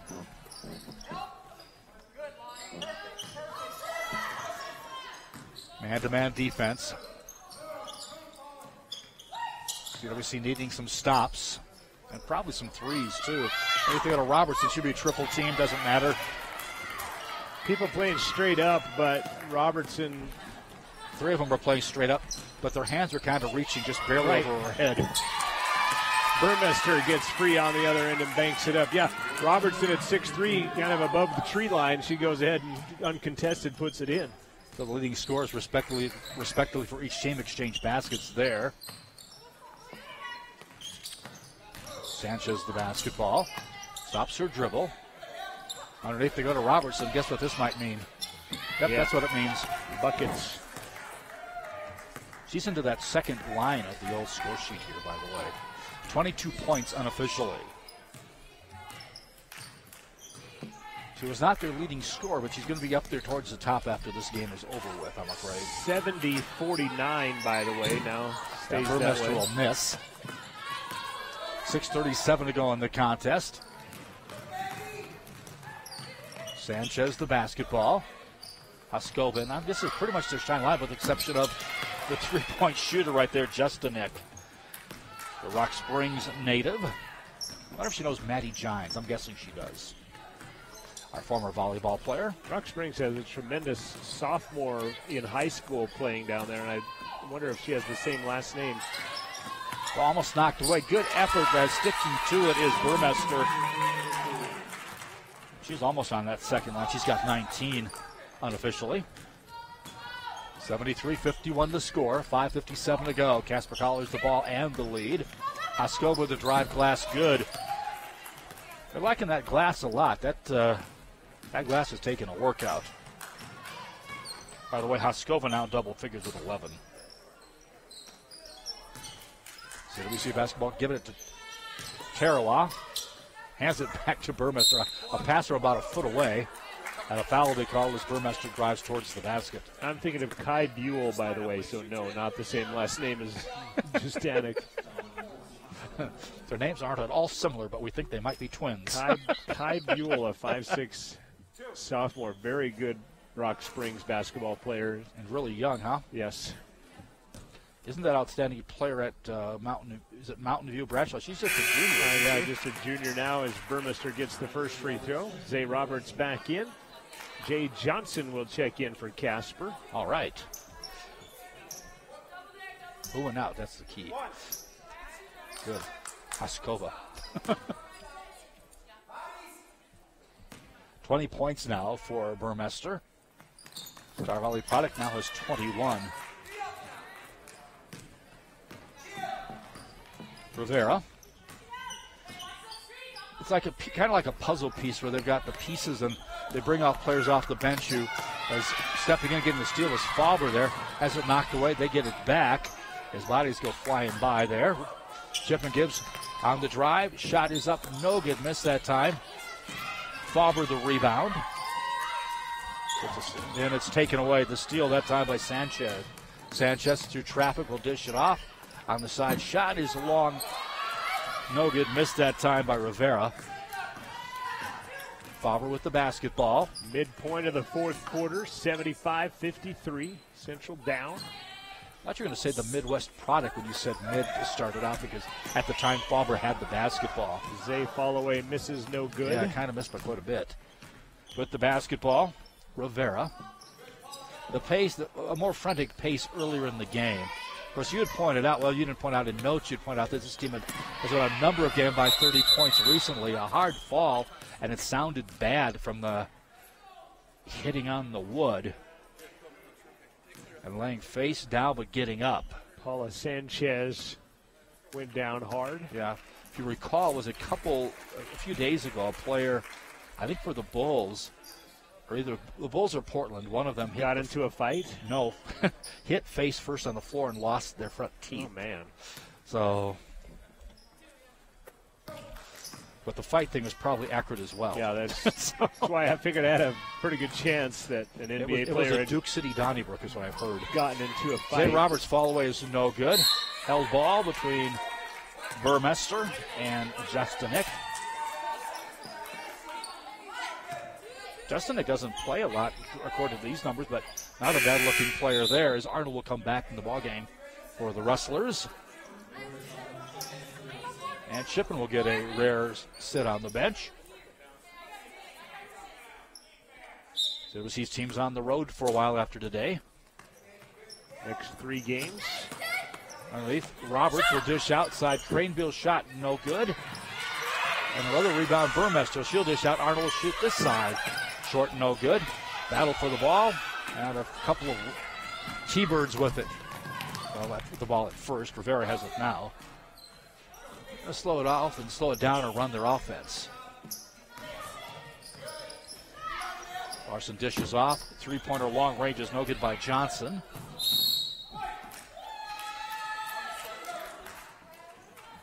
Johnson also a Wyoming product. She's from Casper.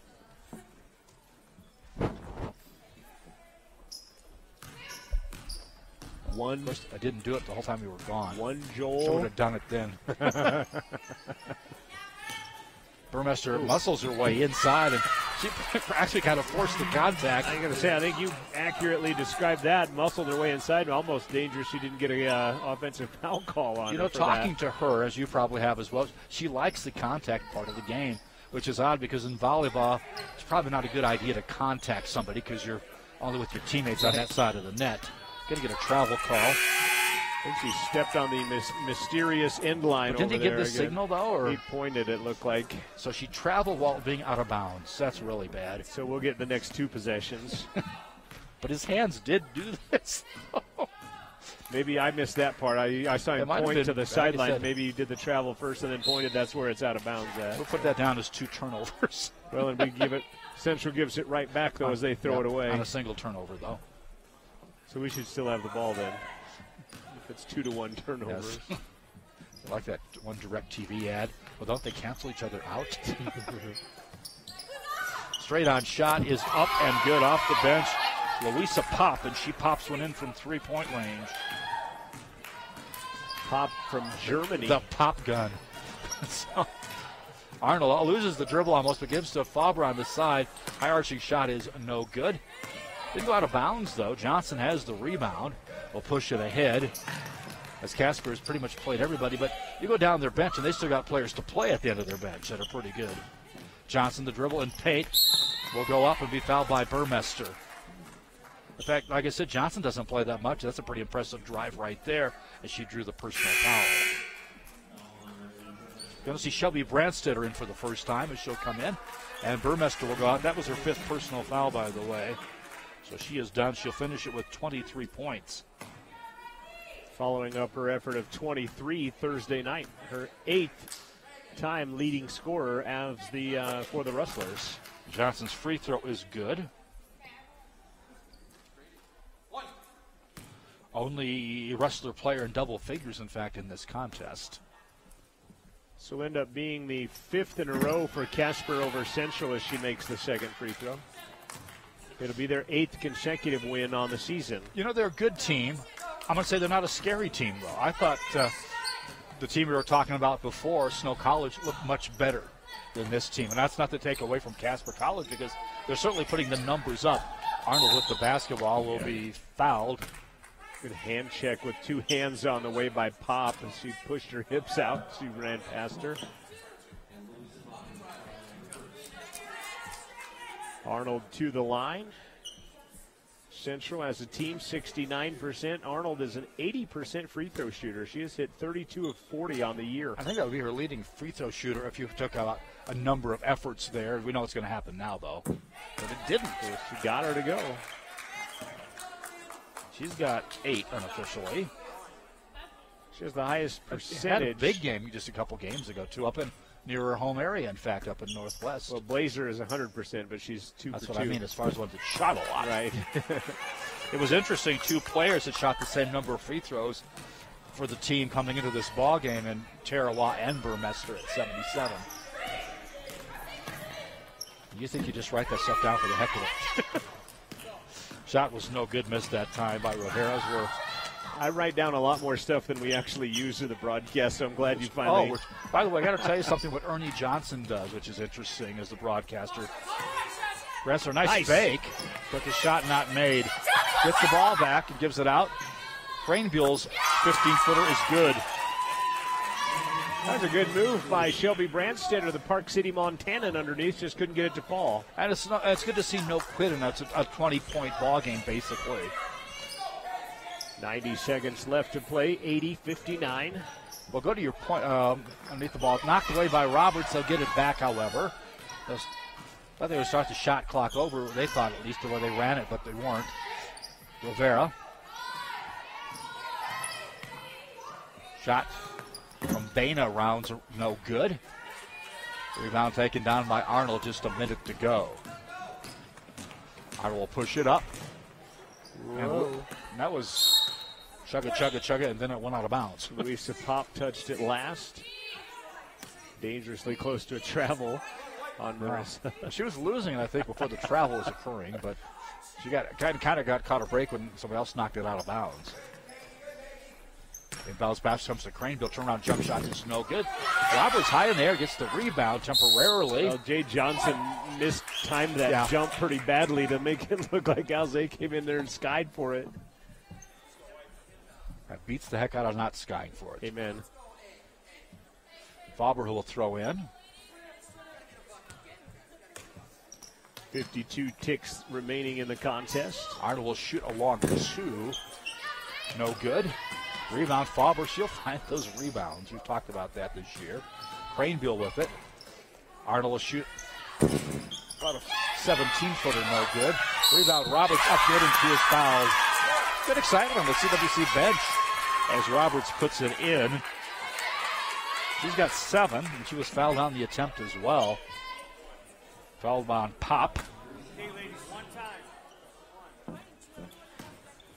What Ernie Johnson does with all the stuff he writes down, he color keys it to what's most important to use. Which is not something I'd heard, and he's got like so much that he doesn't use. Roberts' free throw is no good, but he knows which is prioritized, which I thought was interesting. I have mine arranged chronologically on the sheet, on my several sheets of the Excel sheet. Full court pressure out of the Lady Rustlers with 32 seconds left. A lot of chatter for a game that's, got 30 seconds to go, and it's a 19-point ball game. Pass up ahead. They'll beat the press pretty easily. CWC wanting a travel, not there. Shot clock, game clock about 2 seconds apart. I always thought they weren't going to shoot it, but I guess they'll have to take a shot now. Rivera with the ball out in front.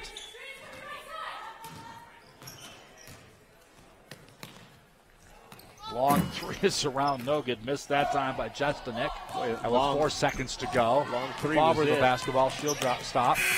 And not get the shot off in time. It wasn't good anyhow. And that's why we'll end this one. Our final, CWC falls to Casper College by a score of 80-61 after a very hard-fought 2 and 1/3 quarters. Yeah, took the lead. Rustler Gym. Our final score again, 80-61. Casper College, their winning streak continues. We'll take it. Go ahead. Click It or Ticket postgame show will be coming up. We'll have an abbreviated one of those. We'll send you back to the station for a bit and then come back with the men.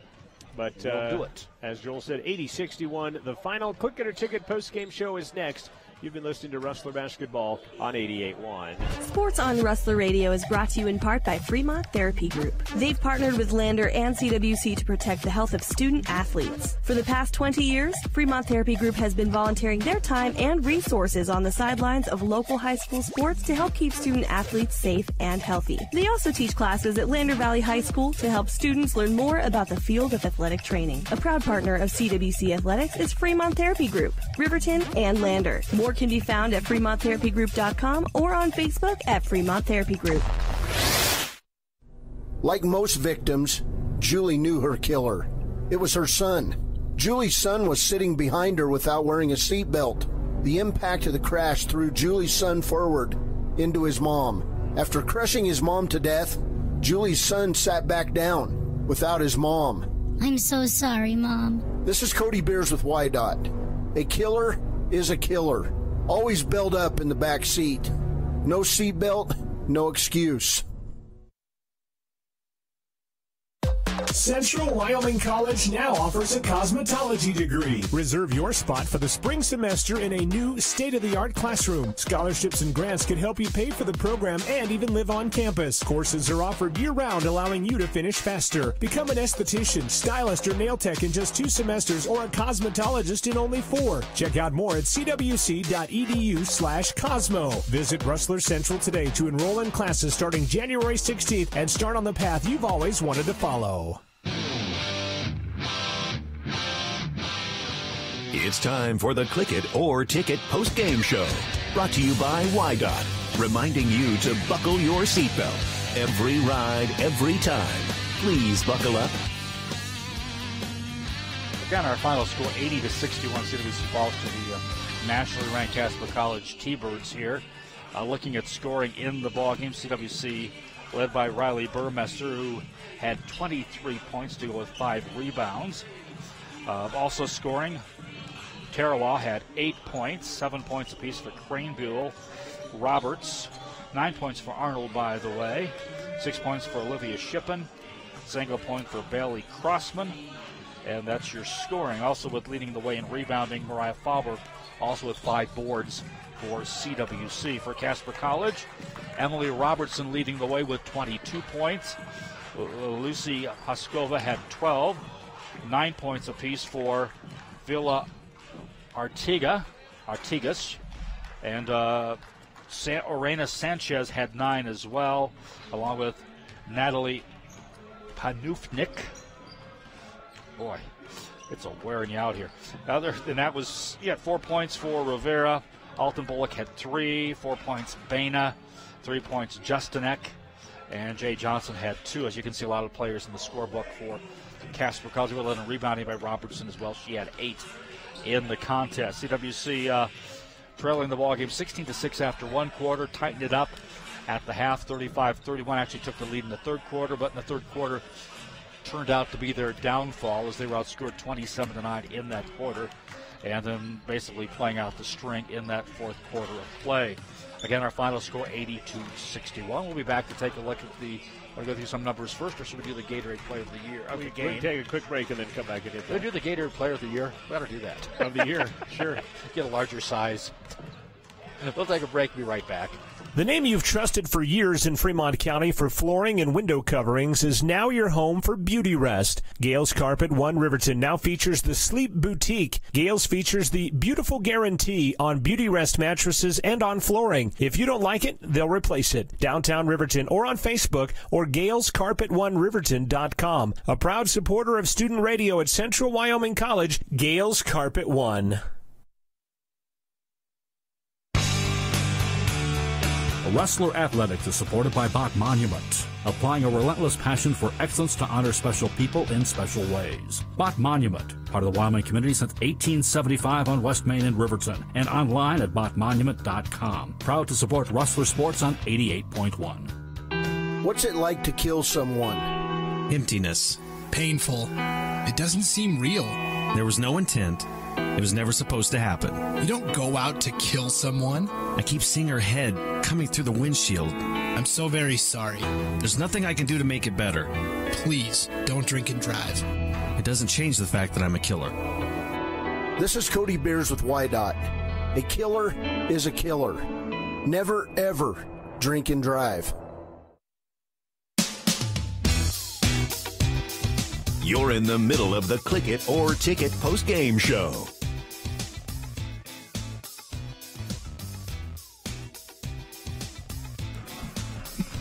Again, our final score, 80-61. Casper College wins over a game CWC team for at least the better part of two quarters. So I don't know what else you can say really about the game. They built on the momentum of previous games, but in the second half, I think they were just worn down. Robertson was a huge problem inside for CWC. I guess all that's left for us to do is name our Gatorade player of the game, and it's not that difficult. Riley Burmester led the way in scoring with 23 points. Actually outscored Robertson. I had Robertson, I think, with, she outscored Robertson 23-22 to lead all scores. Also led the way with 5 rebounds. However, I will point this out. When your leading rebounder has 5, that's probably not a great sign either, because Robertson really dominated the inside of that contest. So again, our final score, 80-61, and the guys coming up in just a matter of minutes here, and that should be an interesting contest here and a very tough weekend for the CWC men. Yeah, very much so. 10 wins in a row for Casper College and Dan Russell's team, as they're 15-4 overall, 3-0 in the conference. More importantly on that, Central trying to avoid going 1-3 in the conference, as they'll take on the Thunderbirds here in about 13 minutes from right now. We're going to send you back to the station for just a couple of moments, and then we'll come back and bring you the play-by-play, the Rustlers and the Thunderbirds here on 88.1. This has been your Click It or Ticket postgame show on 88.1, and we'll be back with more in just a few. Hey guys, it's Bruno Mars. That's right.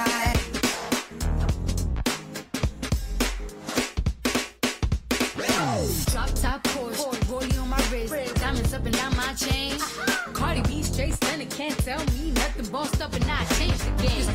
It's my big bronze boogie, got all them girls shook. My big fat, got all them boys cooked. We're from dollar bills and I be popping rubber bands. Bruno sang to me while I do my money dance like. Flexing on the gram like. Hit the Lil Jon, okay. Oh yeah, we dripping the finesse and getting paid. Ooh, don't we look good together?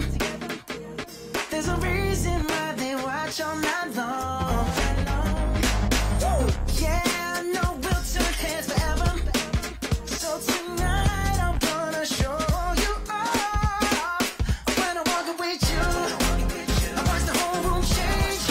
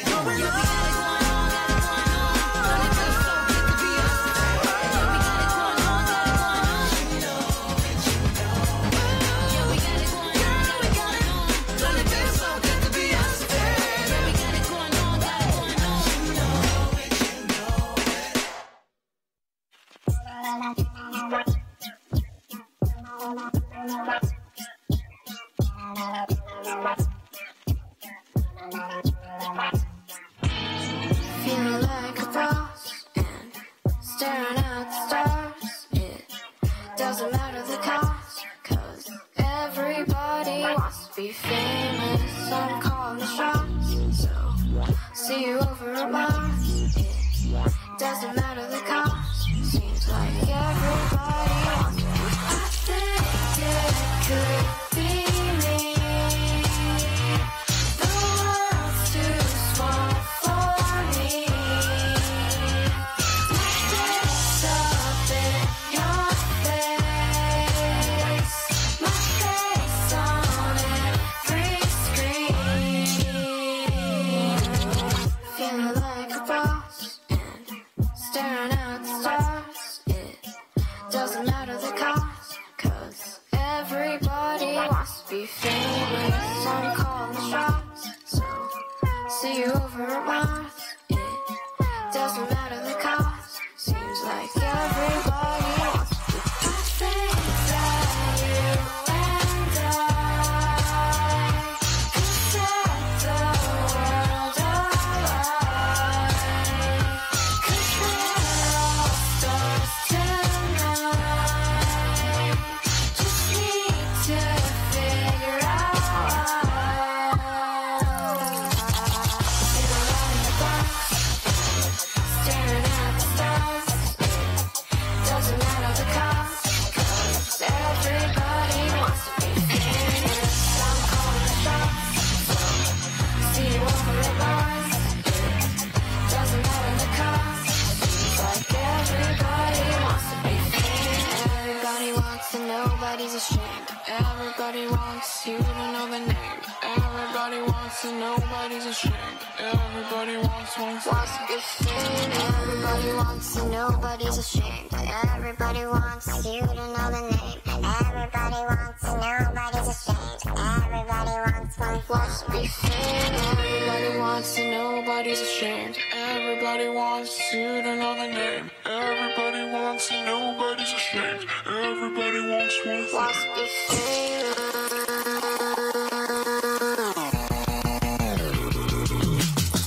Feeling like a boss, staring at the stars. Doesn't matter the cost, 'cause everybody wants to be famous. I'm calling nobody's ashamed. See you over the phone and know the name. Doesn't matter the nobody's ashamed. Like everybody wants to be famous. The following is a presentation of Rustler Media. Rustler Basketball is brought to you in part by the CWC Booster Club and the generous underwriters of Rustler Radio that you'll hear throughout the broadcast. Now, back to Rustler Gym. Here's John Gabrielson and Joel Kindle. Rustler Gymnasium on a snowy Saturday afternoon in Fremont County. Good afternoon. I'm John Gabrielson alongside Joel Kindle as we get ready for Region 9 men's basketball. The Thunderbirds of Casper coming up Highway 26 at 15-4 overall. They are. I thought you were going to say at 15 miles per hour. And that might be the return trip for them at 15 miles an hour, looking at it out there right now. 15-4 overall, 3-0 in the Region 9. They have won 10 consecutive games under Dan Russell in his 5th season, his 10th season overall. Taking on Jack Nelson in his 2nd season at 13-6 overall. They are 1-2 in Region 9 play. And looking at streaks in this, CWC both teams are Casper streaking right now. Right. CWC has not played well against Casper. In 20 games, CWC has only won 6. 3 of them came last year. But you know what's weird, too? It's maybe not that way anymore, but Casper College had pretty much has been the gold standard in any sport that there was. You know, you go way back. It was everybody wanted to be Casper College, and if you couldn't beat them, you wanted to beat them. Right. Exactly. Jack Nelson needs one win to surpass to tie Curtis Conde for third on the coaching list of the last 11 years. That's not like the most. At 35. Is it like Mike Krzyzewski's 1,000 type wins? Is that what it's like? And then 2 away from Jamie Stevens, and then Pat Rafferty has 52 as the winningest coach since the return of basketball at Central Wyoming The winningest College. coach has to be Tony Masters, I would think, for well, like I said, I haven't been to the archives. So. And probably second would probably be Ben Grafey, I'm thinking. Yeah, I would have to concur with that. Yeah. But modern day is all the only records that I've got put together at this point right now. Central coming off of that loss to the Gillette Pronghorns on Thursday night, and Gillette taking on Western Wyoming today. And a game that Central does when they get in big situations, it seems like dig a big hole, and then they battle back, but not enough to get out of it and get the lead. And that's why I think the start tonight is so important, is probably you, me, Jack, and the entire team all know. Yeah, absolutely. I would have to concur with that. Looking at this Casper College roster, Chase Winchester, the sophomore, leads him with 13 points a game. Damian Wilson averages 11. He comes off the bench to average those 11. Tune Maricevic, he is a 6'10 sophomore, averages 14 points and 7 rebounds out of Croatia via Longmont Christian Academy out of Longmont, Colorado. Also out there, Zion Tordoff, a 6'8 freshman, averages 6 a game, and Jackson Stent, a 6'8 redshirt sophomore, averages 7 a game, will get the start today. On this team, Blake Godwin, if you remember him, he's a redshirt freshman from Sheridan, a tremendous quarterback for Don Julian and that Sheridan football team that has won 3 state football titles in a row. He's got a lot of wins, too, by the way. He is a 6'1 redshirt freshman out of Sheridan. Is him. Isaiah Banks, kind of the one. He's a steadying influence on their team. Averages 6 and 5. He's a 6'3 freshman. Isaiah Banks wearing number 11, getting the start today for the Casper College Thunderbirds as well. We'll look a little bit more at their starting lineups as well as the Central Rustler starting lineups here in just a minute. Central 1-2 in the region. Casper 0-3 on a 10-game win streak. We'll see what unfolds here in just a minute. This is your pregame show. It is brought to you by the Governor's Council on Impaired Driving, reminding you that buzz driving is drunk driving, and it's also brought to you in part by YDOT. I have the tickets. I'm wearing my favorite UW hoodie. The car's gassed up. The game is just a few hours away, and we're ready for some basketball. Wait a minute. It's snowing outside. We should probably leave earlier. This winter, when you're leaving for the next game, be prepared. Take it slow. Have an emergency kit. Check your tires, and let someone know where you're headed. Remember, when there's ice and snow, take it slow. Download YDOT's 511 road and travel information app at wyoroad.info. That's WYOROAD.info. This message brought to you by YDOT. Do the right thing, even if no one is watching. Put away your cell phone. Just drive. Slow down. Your family is waiting for you. Stop the text. Stop the wrecks. Kids don't come with turn signals. Slow down. Watch for pedestrians. Drive. Don't fly. Better late than never. This is Howard Brown. This broadcast has been brought to you in part by the Wind River Intertribal Council's Department of Transportation, paid for with Tribal Transportation Program safety funds. If you're a CWC student and tired of paying high gas prices and dealing with traffic, Central has you covered. CWC has made arrangements with WRTA bus lines to offer free rides to and from campus for all CWC students during the fall and spring semesters. Just show your student ID and either get on or off at the college, and you're good to go. Visit WRTAbuslines.com for schedule information or pick up a paper copy at the Student Information Desk. Central Wyoming College and WRTA.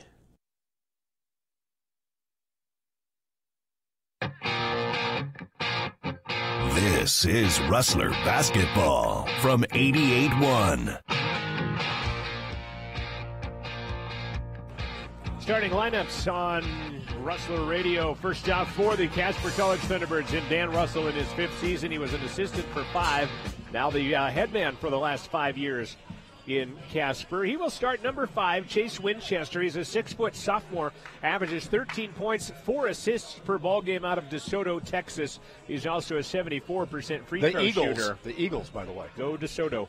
Isaiah Banks, number 11, a 6'3 freshman, averages 6 points and 5 rebounds per ball game. He also averages 4 assists in the contest as well, as he wears number 11 for the Thunderbirds. Number 15, Jackson Stent. He is a 6'8 redshirt sophomore, averages 7 points a game out of New Zealand. Banks, by the way, in case I didn't mention it, out of Las Vegas, Nevada. Zion Tordoff, a 6'8 freshman, averages 6 points a game. He is out of London, and he will start today wearing number 23. And number 33, Atun Maricevic, a 6'10 sophomore, averaging 14 and 7. 80% free throw shooter is Atun. I don't know how many he's shot, actually. I'll have to effort that. But he is out of Croatia, but played at Longmont Christian in Longmont, Colorado. You know, you look at the heights here, and some of these are being redshirted players, though, but 7 feet, 6'8", 6'7", 6'10", 6'8". 6'10". I mean, the guards are like 6'4". Right, so they're a very lengthy, solid height, you know, at all positions. Very lengthy team for the Casper College Thunderbirds. They're coached by Dan Russell, as I mentioned. His sister Jen Russell played at the University of Wyoming when I did play-by-play down there for the Cowgirls. For the Rustlers, number 1, a 6'1" sophomore out of Las Vegas, Nevada, averaging 11 points a game, Devon Colley. Number 2, out of Omaha, Nebraska, the Patriot, a 6'3" freshman, is Henry Tanksley, who averages 12 a game. Crowd favorite, number 22, Ershad Iggy Hunt, the 6'7" sophomore, averages 16 and 9. The All-Region 9 player a year ago out of Toronto via Saddleback, California. I think your daughter's leaving with the Casper College women's team. That's a half-dance team that you've got going on over there with the Casper College team as well.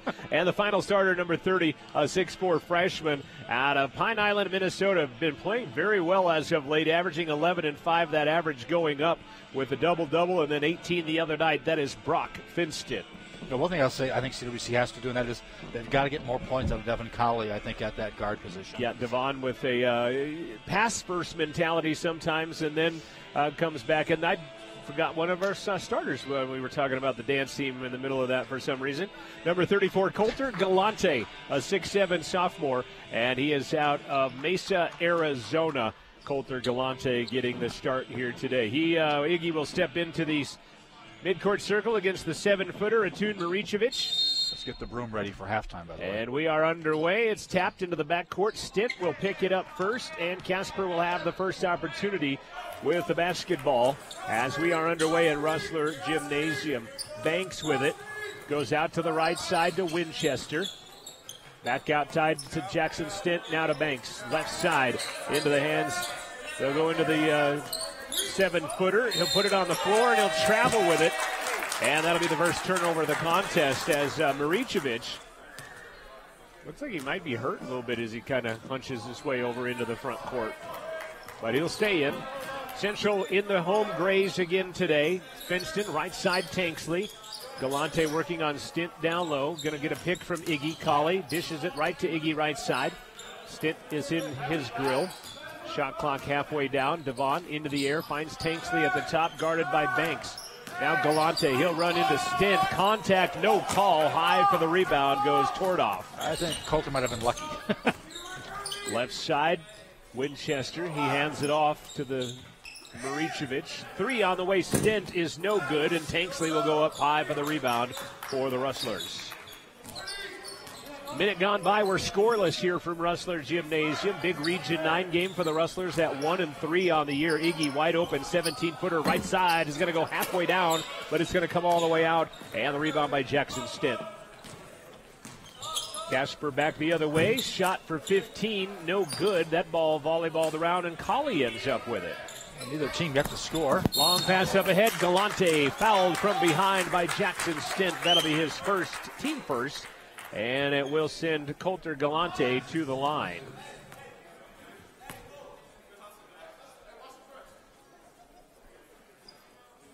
Coulter at the free throw line. He is a 77% free throw shooter on a team that shoots 71. He hits the first. And the scoreboard finally dented a minute and a half into the ball game. It's 1-0 CWC. Scored the first points of the game against Gillette as well. Can't get that one to go, and Maricevic will pull down his first rebound of the ball game. Winchester hands it out to Tordoff. At the high post, Stint back to the basket. Hands it off to Winchester. He'll run into the trees and miss it, and the rebound is going to be knocked out of there by Iggy. And finally picked up by Finston. I think Finston picked it up as quickly as he did because there would have been a hell ball. Devon knifes through traffic and lays it up and over the rim and in. It's 3-0 Rustlers. Good start so far for the Rustlers as they'll get it into Maricevic. He will back in. Colley had a piece of it. And a 3-second violation will be the second turnover of the game on the Thunderbirds. Seemed like a pretty quick 3-second call. Well, Jack Nelson yelled 3, I think, 4 times, maybe a second apart to the official and got the count finally. And they get the basketball. Second turnover of the day for the Thunderbirds. Galante left side, Tanksley. Got Banks on him. Finds Finston. He'll drive into the trees, and that one will be partially blocked. I think his possession was just trying to draw the foul at some point there. Maricevic ending up with the block. Stent to the top, left side. Winchester back to Tordoff. He'll drive the lane. A little bit of contact, but he'll get it to go. Nice play by Zion Tordoff as he will get Casper on the board. Off-balance shot that he made there. Almost 3 minutes old here in the first half at Central Wyoming College. John Gabrielson and Joel Kindle with you on Rustler Media. Amanda Nikoloff's new media crew providing us with the technical crew for the cameras as Devon's going to run down the lane, and a right-hand scoop is good. Joel asks in the pregame for points, and Devon delivering. So far he's got 4. Didn't know the team did requests, but apparently so. Request lines are open. Left side Banks. He'll run into Tanksley, and they'll call Henry for the foul. Almost appeared as if he initiated, but they'll give it to Henry, and Bugsy will get the call as we get a substitution into the ball game here for Casper.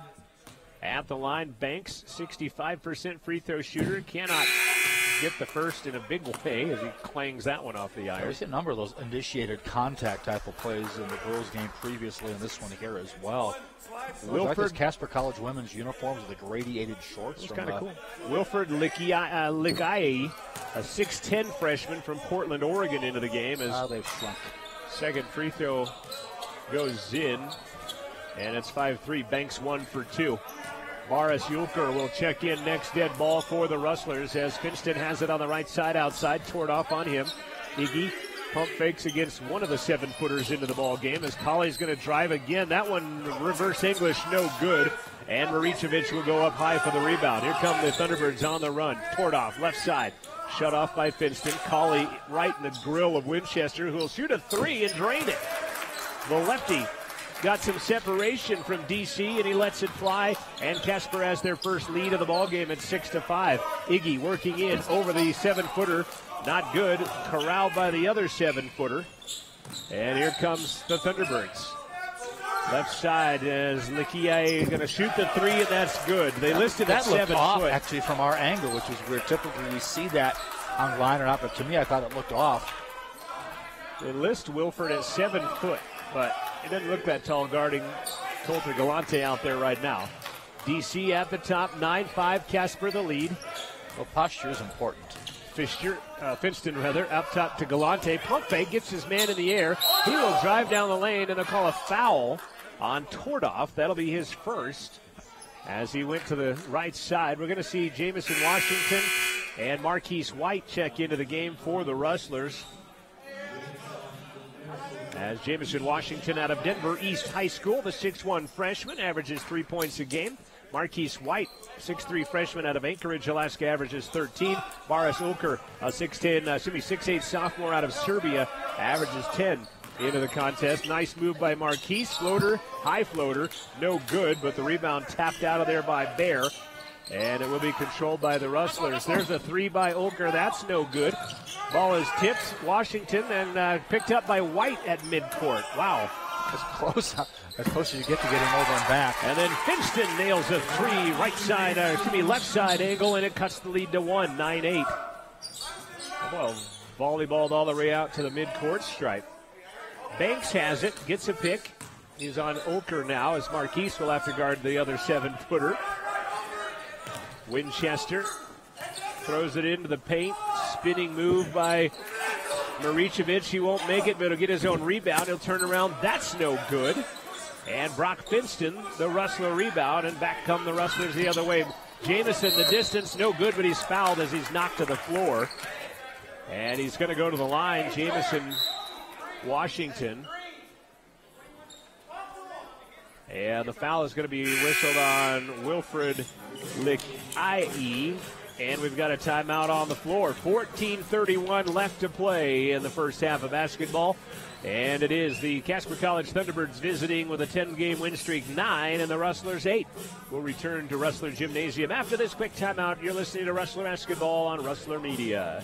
This message is for all of you sitting in the passenger seat. And apologies if it gets a little uncomfortable. But how does it feel to be at the mercy of someone who thinks a random text is more important than your life? Someone who takes their eyes off the road while speeding along in a 3-ton hunk of steel. Freaky, right? Well, why not just ask them to stop? Or better yet, volunteer to text for them. It might be a little awkward, but believe me, you'll live. Learn more at stoptextstoprex.org. Brought to you by the Ad Council and the National Highway Traffic Safety Administration. Your home for Rustler basketball is 88.1 KCWC-FM, Riverton. Neither team putting on a shooting clinic right now. Central 3 for 10. Casper 3 for 8. They have hit 2 3-pointers, have the Thunderbirds, though, to help posture them with a 1-point advantage. I'm thinking about road trips. How about Gillette College having to play at Rock Springs today and go back to Gillette? Or anybody driving through Wyoming pretty much today as Washington hits the first. Jamo ties Johnny Horton song, Talk to Your Team of Huskies. Mush, you Huskies. Romario Spence will check in. Romario is a 6'7" freshman out of Luton, England. So check in for Iggy, who will get his first break. Kind of a late sub because he came, especially out of the media timeout. Jamison with the left hand misses the free throw, and the rebound will be picked up by Chase Winchester. Winchester has a lot more playing time, it seems like, as of late. Right side. Winchester gets a pick, pushes off, gives it up to Banks. In the corner, driving with it is Levy Miguel, and he'll lay it off glass and in underneath. Nice move, Levy Miguel into the ball game. Levy, a 6'3" sophomore out of Angola. Much more methodical team than the Gillette team we saw the other night. In other words, they run plays. No, that's not it. Jamison has that ball stolen away on the first turnover of the game, and driving the length is Banks. He'll miss it. He'll fire another one and get it. Boy, that was like one of several turnovers as he was dribbling there. 13-9. Casper out in front now by 4. 13:30 left to play in the first half. Finston to Oker. Backdoor Marquise with a reverse layup. Good. Nice dish by Oker. Marquise, his first bucket of the ball game. Cuts the lead in half. 13-11. Banks back out to Winchester. Wanted to gun it, and he finally hands it off into the hands of Miguel. He'll lob it down low to Damian Wilson. He'll turn with the right hand. That'll fall. Wow, nice soft touch on an awkward shot, kind of.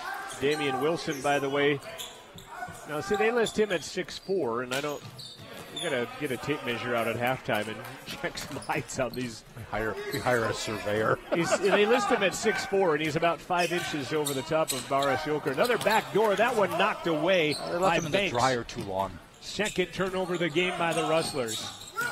Wilfred peeled out of there by Marquise White. Rustled away. He'll take it with 2 big steps and be fouled as he goes to the line. Trying to cut into a 15-11 lead. Foul is whistled on Chase Winchester. His first, team 4th. Just 1 foul whistled on Central here through the first 7 minutes and 20 seconds.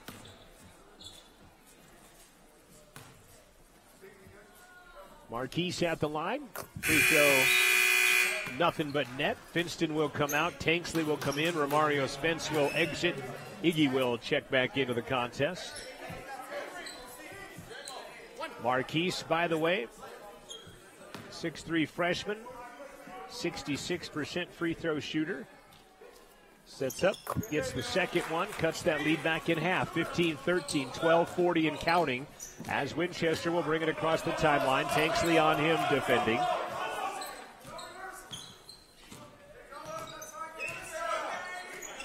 Okay, I'm going to recheck a couple of things. That's a long 3, no good. Tanksley will get the rebound. That's Octavian Corley out there, by the way, that wears number 1.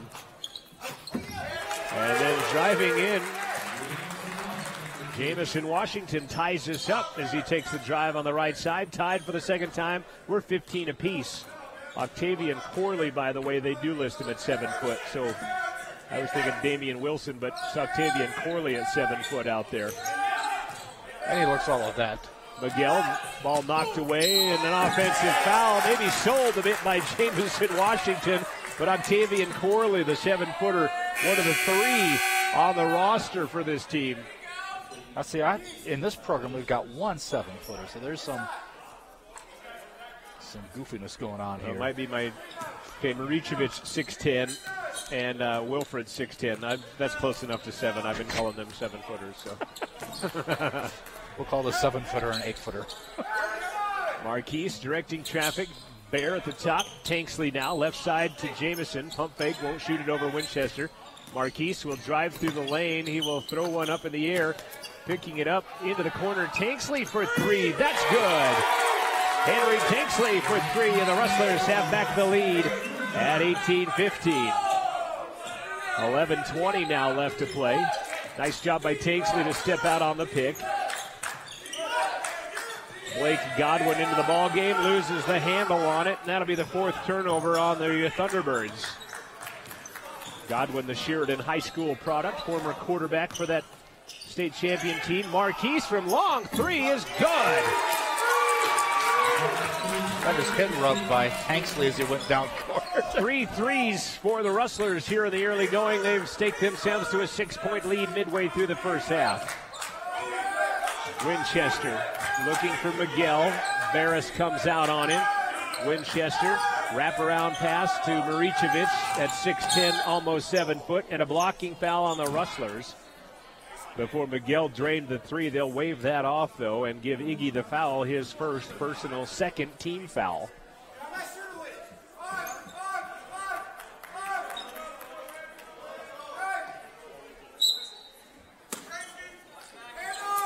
Shot clock at 20. Oh, nice move, and then a flush. Well, the fake sent him up for a stroll down, Main Street there. Octavian Corley. He is listed as 7. One of the 9 7-footers on the team. One of their actual 7-footers on the team. I don't know why. They're just taller than me for a... So when you get to a 6-foot sandwich, are you okay with a 4-foot sandwich if you ask for a 6-inch one?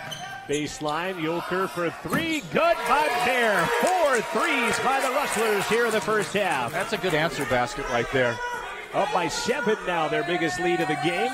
Colley will check in next. Dud ball. We're inside of 10 minutes left to play in the first half. Miguel with a little reach around by Ulker from behind will poke it out of bounds. Interesting in this defense, so CWC extends their bigs as much as they do against a team that is that big inside. We've got a timeout on the floor. 9:52 left. I'm going to go check my roster for more 7-footers. 23-17 Rustlers out in front. We'll be back after this quick timeout. You're listening to Rustler Basketball on 88.1. Sports on Rustler Radio is brought to you in part by Fremont Therapy Group. They've partnered with Lander and CWC to protect the health of student athletes. For the past 20 years, Fremont Therapy Group has been volunteering their time and resources on the sidelines of local high school sports to help keep student athletes safe and healthy. They also teach classes at Lander Valley High School to help students learn more about the field of athletic training. A proud partner of CWC Athletics is Fremont Therapy Group, Riverton, and Lander. More can be found at FremontTherapyGroup.com or on Facebook at Fremont Therapy Group.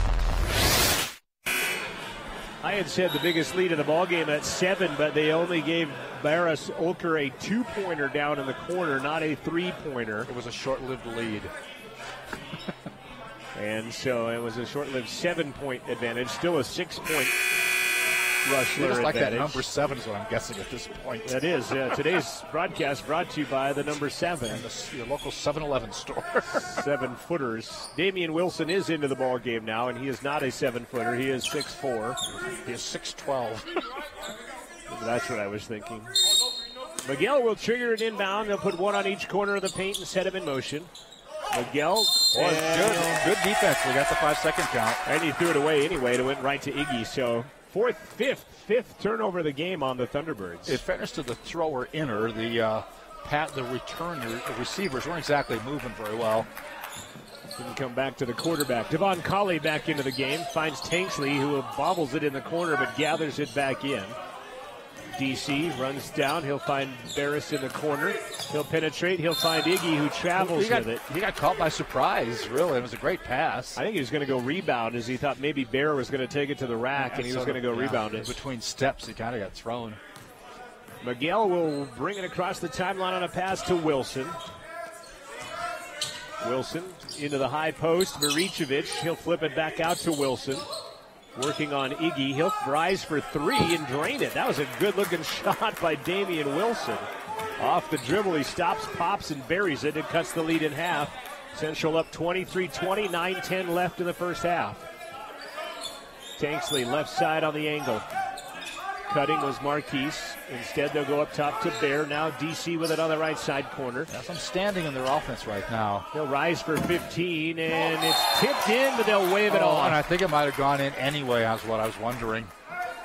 Does that go as a turnover then on Central? It's a missed shot. Missed shot and the Casper team rebound. Shot. Hanging on the edge of the rim and tapped in by Iggy. They'll call basket interference. And they will give the basketball back. Godwin hands it to Corley, lobs it down underneath, and point blank the 7-footer to the 6-10er. And Maricevic gets the bucket, and it cuts the lead to 1.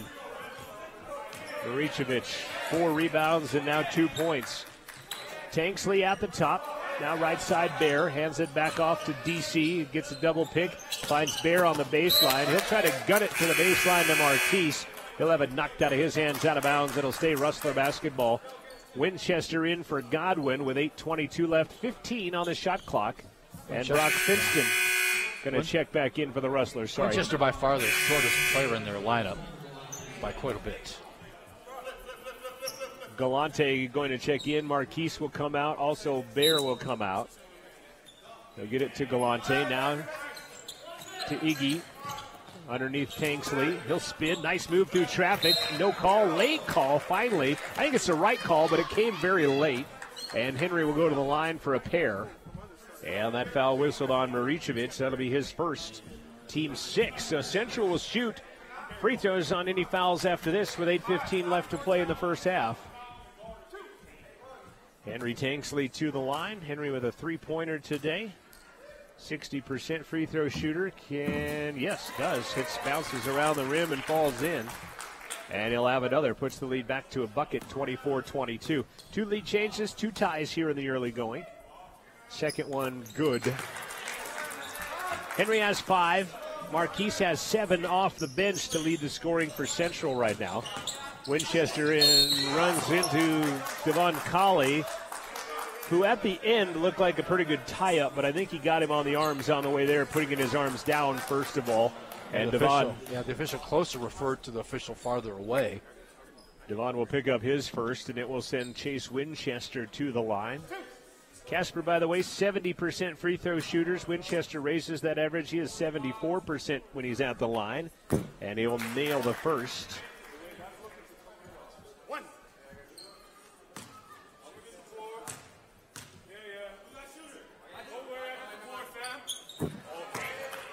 Second one is good. And it is back to a 1-point game. 25-24 Central. Galante to Finston. They'll pass it around the top. Bugsy hands it off to Devon Colley. Back to Tanksley. He'll fire a high arcing 3 that's off the back of the iron. No good. Corley for the rebound. Thunderbirds with a chance at the lead this time down the floor. Central 3 for 5. Blocked by Tanksley and taken away by Iggy. Nice job by Tanksley as he got the block. And very good to keep it in play as well so you could get the ball. Coulter wide open for 3, sets his feet and drains it. Their 4th 3 of the ball game. They are now 4 of 6 from three-point land, the Rustlers. Winchester 17-footer, that's good. And it cuts the lead in half again, 26-28. 7:15 left to play in the first half. Coulter working on Maricevic, wraps around. He will be contacted, no call, and then losing the basketball is Iggy on the rebound, taken away by Banks, actually Winchester, and then Corley running like a bull in a china closet gets it to go, and we're tied at 28. Yeah, they used Coulter as the china, I think. 28 apiece, 6:45 left. 2 ties, 2 lead changes. Well, 3 ties, 2 lead changes through the first almost 14 minutes of basketball. Finston dribbling around. Finally gives it on the low block. Iggy rises for 15, missed it, and the rebound by Damian Wilson. I don't know what it is, but I don't think Iggy looks comfortable out there. Wilson with it. He'll launch a long 3 over the top. Ball tipped is out of there, and Coulter Galante is going to end up with a good job by Iggy to knock that away for Coulter to end up with it. Coulter might have walked with it. DC wide open for 3. Tries his hand. No good. Crash. Rebound by Cauley. And they will reset. Cauley gets underneath. He'll be hammered and sent to the line.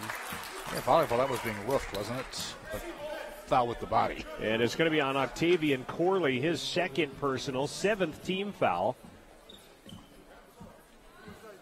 Subs will come in all over the place here. 1 from Casper, 3 for Central as DC goes back to the line. 2 for Casper, actually, and now 4 for Central. It's like kind of a card game. I'll raise you 2. Cauley at the line. Free throw good. 5 points for Cauley as Marquise White. John Villanueva will check in, and Barish Yulker will check in as well. Big John, 6'6" freshman out of Hillcrest, Utah, by way of New York City. Averages 4 a game. Jamison Washington will come in, but he'll come in for the shooter, Devon Cauley, who will try to extend a 1-point Rustler lead with this free throw and does not. And the rebound is by the newly inserted Wilfred Lekai. Banks, actually it's Winchester to Wilfred. Coach, underneath you can hear the official say, we're counting it, but getting free was Maricevic, and he'll get the bucket. Ties this, will give the lead to the Thunderbirds now. 30-29, 5:25 left in the first half. Marquise almost falls down, stays on his feet, dribbling, penetrates. He'll dish right side. Villanueva with a right side bucket. Nice job, Marquise White, keeping that dribble. And now he makes a nice dish with 5 minutes left to play. We'll get a media timeout here shortly. Jump pass, Wilfred into the corner, Banks. He'll jump. It's tipped by Galante. 3 by Winchester is no good, and Marquise White the rebound. Casper from 3 land is 3 for 8.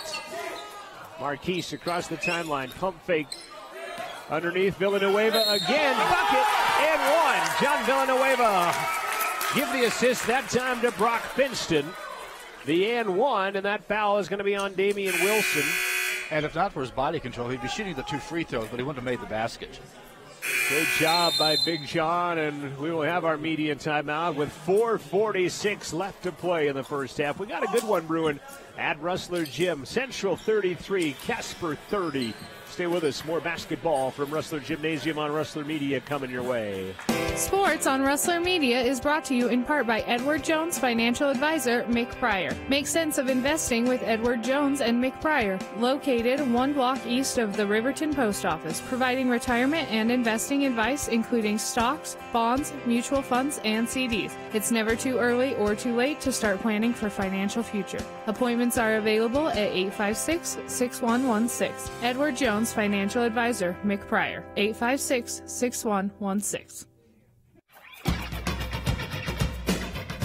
Your home of the Rustler, 88.1 KCWC.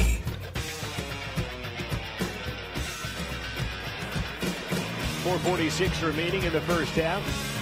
4 lead changes, 3 ties. Central has the latest lead change. They lead 33-30. They've shot well from three-point land, 4 of 7. Rustlers from land of 3. They've shot well from the field, 48%, 11 of 23. Casper, 12 of 22, 55%. They're 3 of 8 from three-point land. 5 turnovers on the Thunderbirds, 3 turnovers on the Rustlers, and John Villanueva is at the line. So 3 turnovers in the first 15 minutes. Very well for the Rustlers. Villanueva, 3-point play, no good, and the rebound pulled out of there. Turnovers came a bit quicker in the game against Gillette for both teams. Wilfred with the rebound. I'm going to call him by his first name. Baseline, Banks. Cross-court pass, Wilfred. Baseline, Tordoff. He'll go back out, and it's snared out of the air by Marquise White. 6 turnovers on the Thunderbirds now. Great job by Marquise to snare that one. Been playing very well as of late. Marquise keeping it on a bounce. They'll find it out to Bear. 2 people underneath were open, Villanueva and Finston. They couldn't get it to either one. Jamison's going to take it the distance off glass. Got it to go. Washington has 5. And if I called him Winston at one point in the game, I apologize for that, but it's Jamison Washington. And he has a 5-point Rustler lead. Underneath, Maricevic got open. He managed to hang on enough to put it in. And he's got 6. And they'll call Marquise for the inbound. I didn't see it, but I could see how it happened because for the Thunderbirds, Banks turned back, and it suddenly made the throw look uncomfortable. I think they're getting ready for your daughter's dancing. The brooms are out for halftime. Coach was saying that Marquise never came down with the other foot, and so therefore it wasn't a violation. Referee just smiled and laughed, so didn't acknowledge one way or another. Good minutes by John Villanueva. 4 points for Big John as he comes in and Iggy back into the ball game. Did the game literally once where the officials looked at the way and the guy dribbled it in for the heck of it. And then a hand check on Marquise White will be his first personal foul.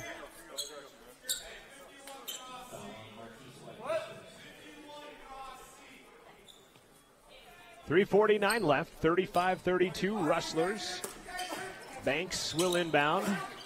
Looking, finally, he'll find Wilson for 3. That one's no good, and Iggy says, I'll take that. Nice, aggressive rebound up ahead. Finston ahead of the pack's not going to get it to roll in. And they're going to call a foul on Central. Coach Nelson wanting a foul and not getting that either, or a travel rather, and instead he gets the second personal on Marquise White.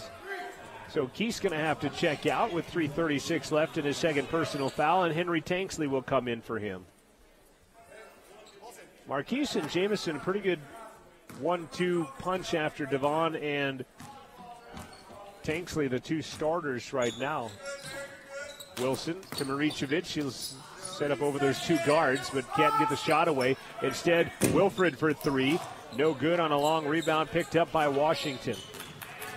Casper now 3 of 10 from 3-point land. Baseline. I would say CWC's controlling the pace, but both teams are pretty much playing at the same pace. Casper averages 89 a game as Yolker will fire a 3. That one will not drop, but it's tapped back up by Finston, and it won't go in. And then losing it out of bounds, are they going to call a foul? He sold the foul is what he did. I think, crowd doesn't like it, but I'll give Banks credit for at least being able to sell a foul. Iggy will pick up his second personal foul.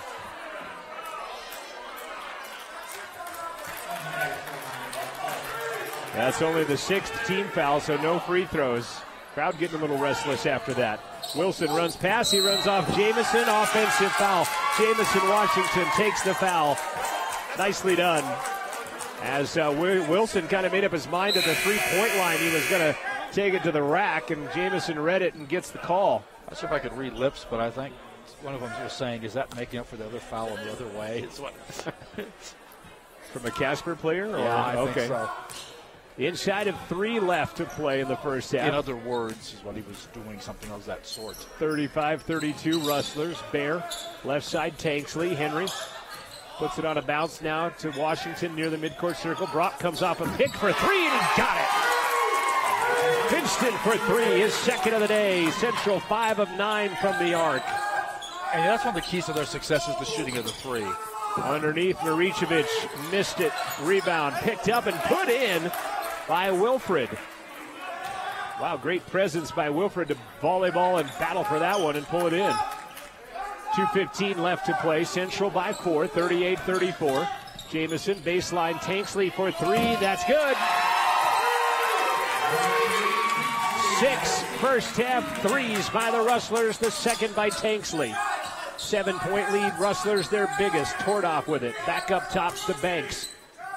Right side, Wilfred with it. He'll go left side, Tordoff for 3. That one's in. Zion Tordoff has 5, and it cuts the lead to 4, 41-37. 100 seconds left in the first half of basketball. Jamison takes it far side, brings it back near side. Tanksley, Villanueva back into the game. Set him up with a pick. Finston, right side angle where he hit a three a moment ago. 10 on the shot clock. Brock will run away from the pick. Steps up, 5 on the shot clock. Bear's going to go in traffic and throw it away. It's picked out of there by Banks. Banks with a 2-on-1. Tordoff, lay it off glass and in. That's frustrating because he used up all the shot clock and really never did get the shot. One possession game now at 41-39. A minute left to play in the half. 19 on the shot clock. Tanksley to Bear at the top. Right side, Jamison now. Washington, he'll run down the lane. Left hand, they left him open, and he'll put it in. 7 for Jamo. And it's a 4-point lead with 43 seconds remaining in the first half. Here's what his high game all time is here. Underneath, they throw it away. 7 turnovers on the Thunderbirds. Jamison's high point game is 10. He did that against Western Nebraska.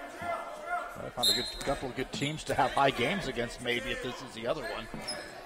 Shot clock, game clock, about 7 seconds apart. 33 left to play in the half. Jamo, right side, Finston. Left side, Tanksley, up top to Bear. Back to the basket at the 15-foot mark. Finston working on Tordoff. 12 seconds on the shot clock now. Brock, Crow hops in, off glass, off balance, good. Finston has 8. That's a great shot. The body fell away as he put the shot up with the lead hand. 10 on the shot clock, an offensive foul again as Jamison takes it.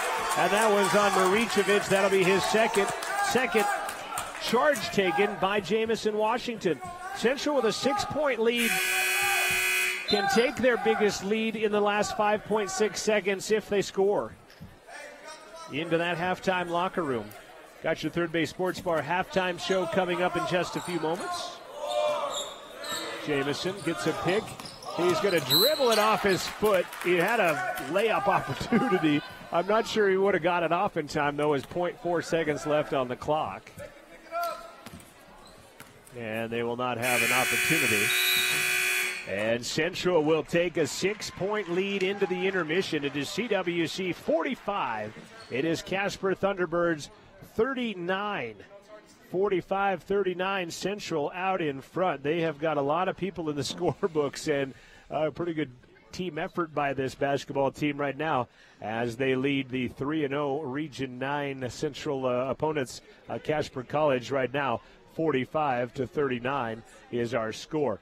Stay with us. It'll be the Third Base Sports Bar halftime show. That's coming up here next. You're listening to Rustler Basketball on Rustler Media, and the Third Base Sports Bar halftime show is coming your way right after this. Support of Rustler Athletics is brought to you in part by Rendezvous Dental of Riverton, providing dental care to patients spanning all ages. Dr. Colton Crane and Dale Sackett combined for over 50 years of dental practice in Fremont County. Appointment and information can be found at rendezvousdental.com. What's it like to kill someone?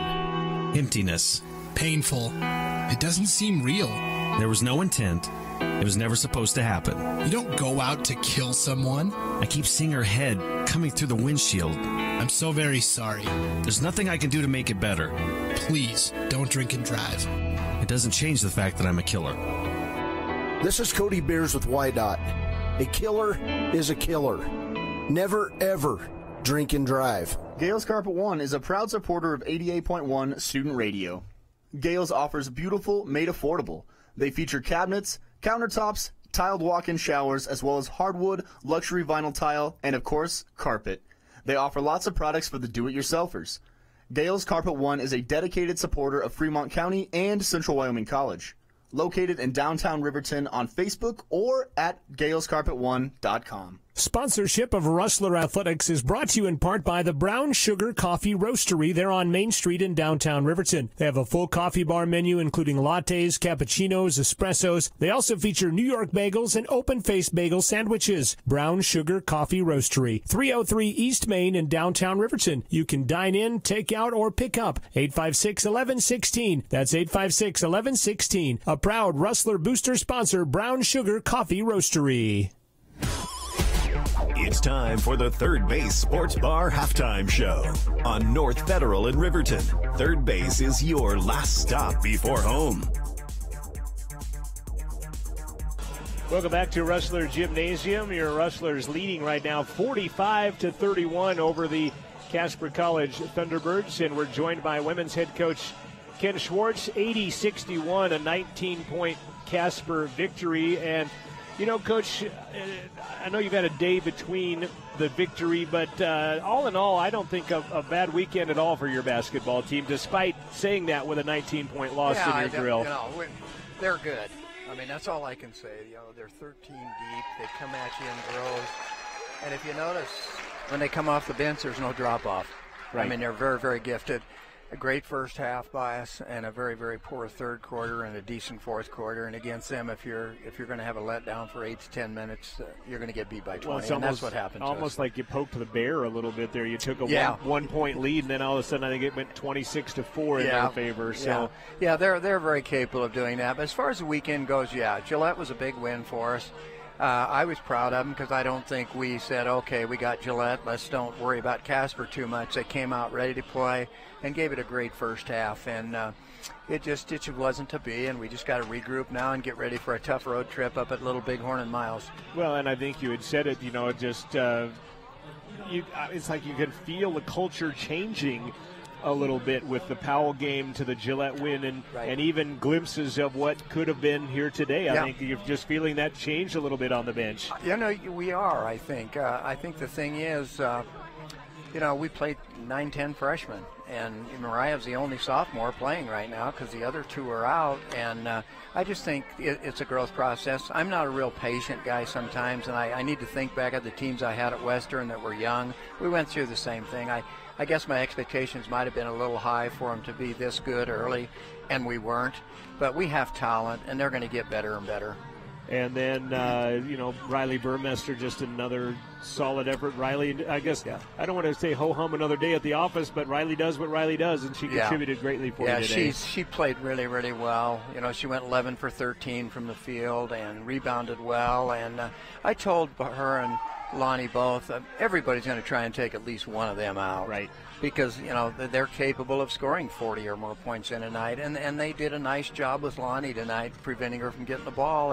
And I'm glad I've talked to them about it because they understand now. It's not a shock when they've got two people on them or they're double-teamed on a drive. So they're just classy young ladies, and they understand the system, and they understand that that's going to happen. And I'm just really proud of the team. I mean, we've made so many strides. You know, right before Christmas and into Christmas break, and now, you know, a couple weeks into the new year. I'm really proud of them. I think we're going to continue to grow, and I still think we're going to win a lot of games. 3 road games now before you get to come back home over the next week and a half or so, and like you said, starting on a tough, long road trip next. Yeah, it is. You know, it is really a tough road trip because the Little Bighorn, you know, we go there, play, hop on the bus, get to Miles late, and then got to play the next day. The thing I am excited about is 5 of our last 7 games are at home. And, you know, we only have Gillette and Casper, and I don't even consider Casper a road trip. So not as many times as you've had to make that. Yeah, really. I've made it a few times. February is going to be a good month for us because we're home so much. But I just appreciate the kids' efforts, and you know, I appreciate you guys here and the job that you guys do, and our athletic director Steve Barlow, and you know, we've made some strides, and I feel pretty good about that. And I think the win over Gillette, I think amplifying that fact that, you know, that you only have a couple of home games in January and the conference play. Now you're going to have a lot in February, but the one that you got, I think, makes it even bigger because of that. It does. It does. You know, we knew Casper was a grab bag, and we knew that was going to be really, really tough for us. And, you know, I wouldn't be surprised if they move up the top 10 in the nation here in the next couple of weeks. I think they're that good. They, you know, the big girl inside's good. They got great shooters all around her, and you know, they're loaded. Well, like you said, they don't drop off any as well. They don't. So. They hey, don't. Appreciate you coming by. Congrats on the weekend. We'll chat at you again next week as we get ready for the road trip. Thank you. I appreciate you having me. You bet. Ken Schwartz, the head coach of the CWC Lady Rustlers. This team was defeated this afternoon 80-61 was the final in that ball game. Riley Burmester, 23 points to lead the way for her team. This is the Third Base Sports Bar halftime show here on 88.1. At the break, it is Central 45. It is Casper 39. We'll be back in just a moment. Again, the Third Base Sports Bar halftime show brought to you by the Third Base Sports Bar. Coverage of CWC Sports on Rustler Media is brought to you in part by the Third Base Sports Bar, offering the NFL Sunday Ticket, college football, UFC fights, and more sports on 6 different TVs. There is also foosball and darts along with appetizers and your favorite beverage. Your last stop before home, the Third Base Sports Bar on North Federal in Riverton. Support of Rustler Athletics is brought to you in part by Rendezvous Dental of Riverton, providing dental care to patients spanning all ages. Dr. Colton Crane and Dale Sackett combined for over 50 years of dental practice in Fremont County. Appointment and information can be found at rendezvousdental.com. This is the Third Base Sports Bar halftime show on North Federal Boulevard. Third Base is your last stop before home. Rustler Athletics is supported by Bach Monument, applying a relentless passion for excellence to honor special people in special ways. Bach Monument, part of the Wyoming community since 1875 on West Main in Riverton, and online at bachmonument.com. Proud to support Rustler Sports on 88.1. Support of the sports broadcasts on the radio comes from the restaurants of the Wind River Casino, offering a weekend buffet. The Thursday through Saturday buffet is from 9 until noon with something for everyone. Sunday brunch is all about breakfast and goes from 10 a.m. to 2 p.m. with a Sunday dinner buffet from 3 to 7. The buffet at the Buffalo Restaurant inside the Wind River Hotel and Casino, just south of Riverton on Highway 789. See more online at windriverhotelandcasino.com. Your home of the Rustler, 88.1 KCWC. At the intermission, the Rustlers are out in front, 45-39 is our score. Let's take a look at the leading scorers so far in said basketball game, and leading the way for CWC is Brock Finston and Henry Tanksley. They each have 8, and I think part of the story of the first half, Joel, Central 6 3-pointers that have helped them get off to a they haven't dug that hole that they've done in previous games against a quality opponent. You talked about winning coaches in the past year, recent history. The 3 has been a huge part of all those coaches' games, including this one's. They hit 6 3-pointers in the first half out of 10 attempted. That's a pretty easy math that I can do even, despite not knowing how to run a measuring tape on players. But Central... Just don't get the number 7 involved. Yeah, there you go. Tanksley and Finston with 8 each. 7 apiece for Marquise White and Jamison Washington off of the bench here tonight. Galante and Villanueva, 4 points apiece. Devon Colley has 5. And 2 points for Boris Yulker. Iki has yet to score in this ball game. He does have 4 rebounds to lead the way. Central has been out-rebounded 16-14 in the first half by the Thunderbirds. They are led by Wilfred Legai with 4 and Atun Maricevic with 4 as well. Everybody else with, Chase Winchester has 2 and everybody else with just 1 on the rebounding. Leading the way for the Thunderbirds, Chase Winchester and Zion Tordoff each have 7. Atun Maricevic has 6. 5 for Wilfred and Damian Wilson. 3 for Isaiah Banks, and 2 for Levy Miguel. And that's your scoring right now for the Thunderbirds, as Central leading 45-39 at the intermission. 4 lead changes and 3 ties. Looking at first half shooting numbers, as I mentioned, Central 6 of 10 from three-point land, 16 of 32, 50% for the first half as well. And then 7 of 11 from the free throw line for the Rustlers. On the other side, the Thunderbirds, 16 of 29 for 55%. They were 4 of 11 from three-point land at 36%. They hit 3 out of 4 from the free throw line, did the Thunderbirds. But at the break right now, it is Central 45 and Casper 39. And the second half about ready to unfold. Turnovers, by the way, Casper with 7, Central with 6. I think it's good, too, for CWC because Casper's got to be wondering, hey, is this happening again? I mean, because you talked about 2 years ago. Well, none of these players were around 2 years ago. Right. Well, but last year, all the sophomores were around. Joel talking about the the game of streaks. Casper winning 3 in a row in the previous season in 2016, and then Central winning the 3 last year in the 16-17 season. So Central trying to extend that win streak to 4 on this Casper College Thunderbird team. This has been your Third Base Sports Bar halftime show. Stay with us. The second half coming up next. Central by 6, 45-39. You're listening to Rustler Basketball and watching on Rustler Media. Media coverage of Rustler Athletics is sponsored in part by Wyoming Wireless, providing smartphones, mobile devices, and wireless service. They are a Verizon authorized retailer. Product brands include Apple, Motorola, Samsung, and more, with 18 locations across Wyoming, including 2 in Riverton, 1 on Main Street in downtown, and the other on North Federal Boulevard. They also have locations in Lander and Thermopolis and online at wyowireless.com. County 10 is Fremont County's online brand and source for news and information in real time, as it is happening. Connecting our community like never before, County 10 is proud to support Central Wyoming College and Rustler Athletics. County 10, connecting our community. It's always on at county10.com. Sponsorship of Rustler Basketball on 88.1 comes from Denver Air Connection, offering daily flights from Riverton Regional Airport to Sheridan and to Denver International in a 30-passenger jet. The flight features in-cabin service, and TSA check-in at Riverton is included. More information can be found at denverairconnection.com.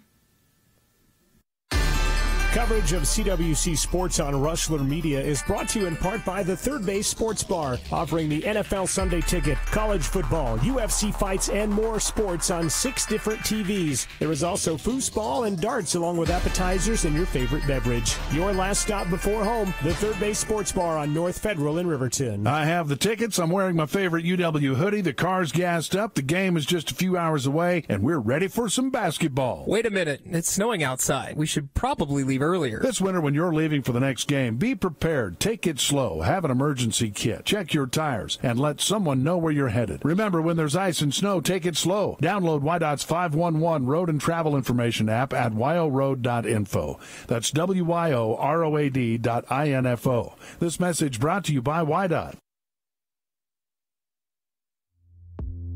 This has been the Third Base Sports Bar halftime show on North Federal Boulevard. Third Base is your last stop before home. The Third Base Sports Bar reminds you to celebrate responsibly.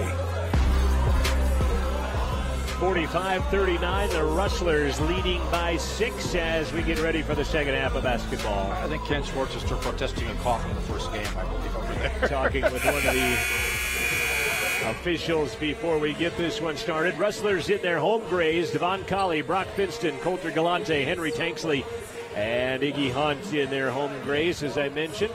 Jackson Stint, who we barely saw after he started in the first half, back out there for Casper, along with Atun Maricevic, Zion Tordoff, Isaiah Banks, and Chase Winchester, as the Thunderbirds dressed in red. White numbers, black trim T-Birds across their front. And we are ready for basketball with Colley taking the inbounds. Clock didn't.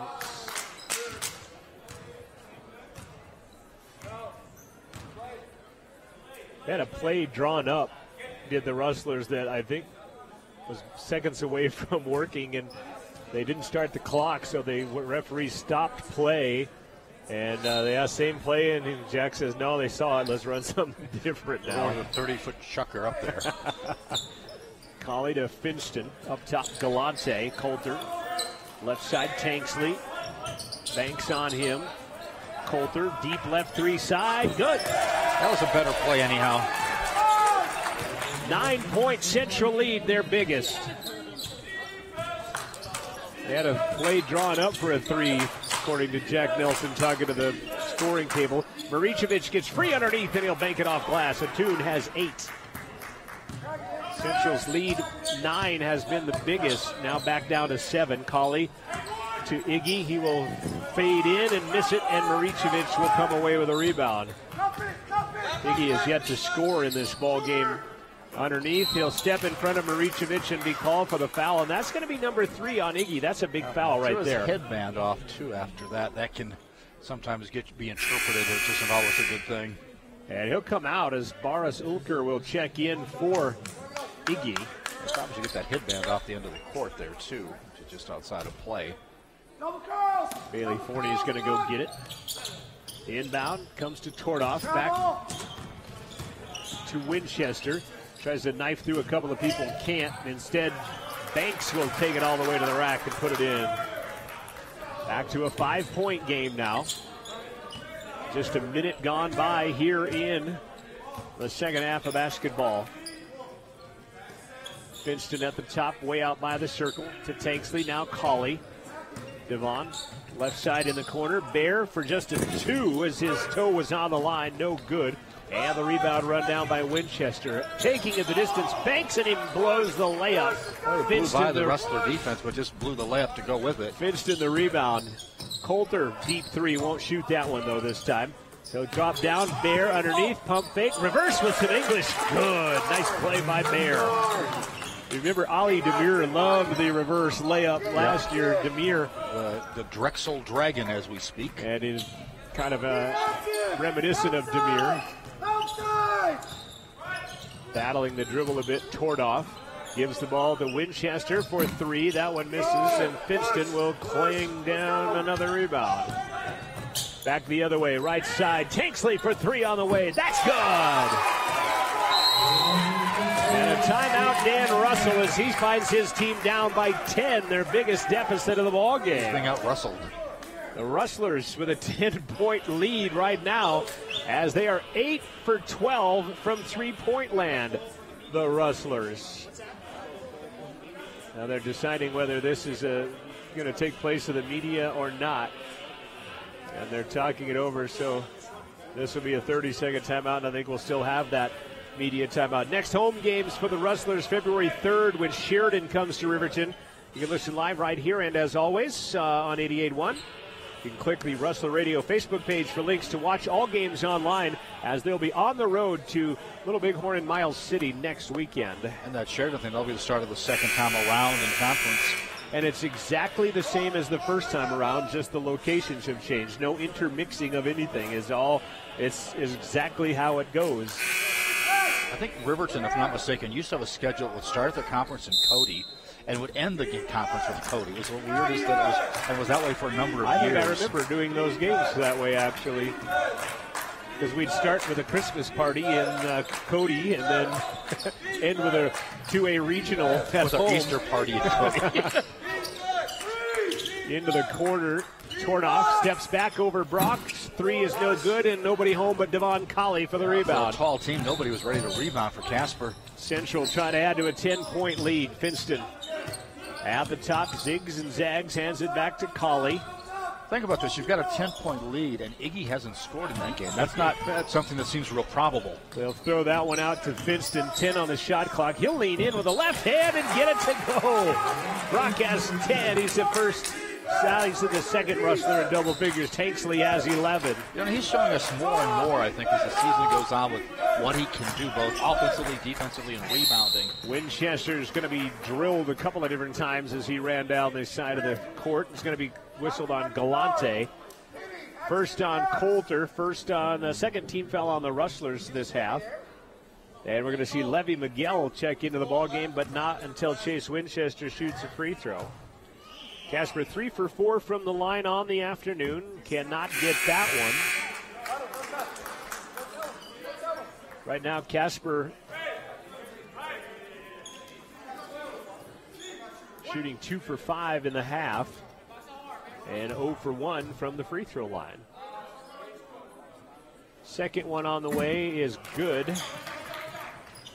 Full court pressure now from the Thunderbirds. Brock throws it almost away. Coulter gets it, gives it back to Brock. 2-on-1. Brock double clutch, blocked, but Tanksley will come away with a rebound. I wanted to pass it to Tanksley, but he was going up for the rebound. Oh, and then he fires up an air ball that is picked up by Wilfred. And then the ball volleyballed around and taken away by the Rustlers. Devon Colley looking left, goes outside to Finston for 3 is good! DC the assist, Finston a 3. The Rustlers by 14 points, their biggest lead of the afternoon. It's not like you're repeating yourself when you say the biggest lead of the game, but that's a good thing. Keeps growing. There's a 3. Winchester to answer is good. Chase Winchester now in double figures. He's got 11 on that trifecta, his second of the night.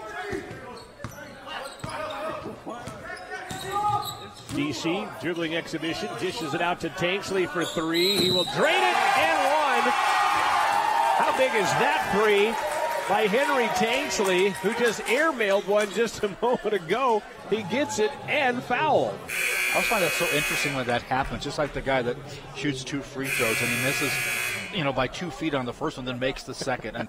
And you're wondering, really, in theory, how should that work that way? In defense of Henry, he might have been partially blocked because we have Coach Nelson and an official that camp right in front of our left side over here. And the one he just made was an open shot, too, and the first one I know wasn't. Biggest lead, yes. Tanksley, the three-point play. Just keep on saying it. He's got 15. Rustlers by 15 with 15 and change left to play. Wilson. Running a 3-man weave out front. To Miguel, to Wilfred. Back out to Miguel. He almost lost it at the midcourt circle. Miguel rises for 15. He won't get it. DC the rebound. Up ahead to Marquise White, who has checked into the ball game. He'll find Iggy, who's also back in there. He'll go to the baseline. He'll be partially blocked, and it's taken out of there by Levy Miguel. And then going the distance, shot no good by Zion Tordoff. He'll go to the line, and the Rustlers commit the foul. I think Tanks is willing to give up the foul in that situation there. Henry will commit the foul, his first, and then he'll about have his shoulder yanked out of socket as Devon Colley brings in his team into the paint to talk about it. Talk about just some strategy. Tordoff at the line. He's got 7 points, a three-pointer in the midst of that, and he misses the free throw. Tordoff, by the way, 39% on the season from the line. But I don't know how many he's shot. He might only have shot like 2 out of 7 or something like that. But second one is on the way. That one's good. So he's 50% on the day. 62-48, 14-point game for Central. 15 minutes left to play in the contest. Tanksley pushing off a bit. Coach Russell wanted a foul. Not going to get it. Colley, left side, Marquise. He'll fire for 3 on the way. That's good. Boy, the Rustlers are shooting lights out. And he got some contact on that 3 attempt. And guess what it is, Joel? Biggest lead of the ball game for the Rustlers now as Winchester clangs one off the iron. That looked like a force kind of, too. Colley the rebound. 17-point Rustler lead. DC gives it back to Bear, hands it back to DC. Boy, Bear should have peeled, I think, there because his man had gone out. Underneath, Iggy gets free, lays it off glass and in. And I've said it before and I'll say it again. The Rustlers now with their largest lead of 19. With plenty of time left in the game, though. 14-20 left in a JUCO game as Wilson goes to the lane, and he will be fouled as he goes to the rack. Yeah, fouled on the floor, though. Tanksley, third personal foul on Henry. Jamison Washington and Brock Finston will come back in on the media timeout. 14-20 left to play. Central by 19 at CWC 67. It's Casper on their 10-game win streak in jeopardy with 48 points. Stay with us. More on Rustler Media and Rustler Basketball after this. Sports coverage on Rustler Radio is sponsored in part by the Buffalo Restaurant. Located inside the Wind River Hotel and Casino, there are 4 different dining choices: the Mongolian Grill, Tuscan Hearth Italian, the Smokehouse, and the Rio Taco. Open Thursday through Sunday from noon to 9 p.m. The Buffalo Restaurant, inside the Wind River Hotel and Casino, 1 mile south of Riverton. Programming on Rustler Radio is sponsored in part by the Barry Cinemas, the Acme, the Gym, and the Grand Theater in Riverton and Lander. This week's movies are, at the Acme, All the Money in the World. You carry a gun, Mr. Chase? I never bothered. Ruins the line of your suit. At the Gym, they are showing Jumanji, Paddington 2, Insidious, The Last Key, and The Greatest Showman. At the Grand Theater in Lander, they are showing Star Wars The Last Jedi. Reserved seat tickets along with showtimes, ratings, trailers, and descriptions are available online at barrycinemas.com. Winchester triggers it in. He finds Wilson. Marquise in his grill at the front. He'll drop through. Marquise might have got tagged in the chops as he's standing there kind of looking quizzically. And the foul on the Rustlers underneath is going to be called on Bear. First personal on Boris Yulker, and to the line goes Damian Wilson. Wilson, a 75% free throw shooter, averages 4 assists per ball game, and he can't hit that one. Casper 5 of 9 from the free throw line. And here comes Octavian Corley into the ball game, listed at 7 foot. About to ask. Yeah. Checks in for Wilfred, who is listed at 6'10", 2 inches shy of the previous 7 feet that I gave him earlier. Second free throw by Wilson is good. 18-point Rustler lead. They have the basketball. Finston to Jamison. 20 on the shot clock as Washington calling out signals. Another good crowd on hand here today. Boy, there's so much time left in this game. Up top, Marquise for 3, no good. And the rebound, fought for, and Iggy's going to come away with it. You're right, and it's kind of like the other night. And the foul is going to be whistled on Zion Tordoff. Kind of like the other night when Central battled back to within 4 of Gillette. Within 4 and had the ball, but there were still 10 minutes left to play in that ball game. And now with 13:49 left. Inbound, Finston, 15, no good. He got knocked to the floor, no call. And taking the ball away is Wilson. And he'll have it stolen away by Baris Yulker. 9 turnovers on the Thunderbirds. 6 turnovers on the Rustlers so far. 6 turnovers on the Rustlers. Jamison at the top to Yulker. Barris back to J-Mo. Penetrates baseline 15, and he'll bury it. 9 points, Jamison Washington. Henry Tanksley, by the way, his game high is 21 that he scored against Eastern Wyoming. He's got 15 now. Saw Brock Finston try that little trick where you pull away and then come right back to the guy they're going to inbound to. Almost worked, but didn't. Winchester with Godwin checking in next head ball. That's almost an air ball by Wilfred. And Finston will get the easiest rebound of the night, his 5th. Marquise White with it up top to Bear. 20-point Rustler lead. 69-49. 10 on the shot clock. Marquise rises for 3. Can't get it to go. And Octavian Corley will come away with the Casper rebound. Back the other way.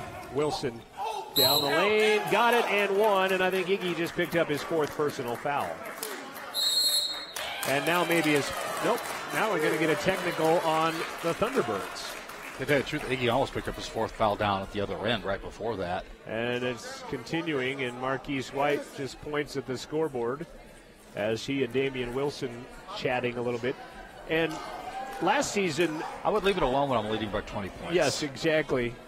So give the technical to Damian Wilson. But the foul is going to go against Iggy, and that is his 4th. So Hunt will pick up his 4th personal foul. So Jamison Washington's going to go shoot the technicals on the other side. Yes. Yes. Jack, it is 4. Coach Nelson asking if that's 4 on Iggy. It's going to be 3 on Damian Wilson on the technical. So J-Mo at the line. Free throw is good.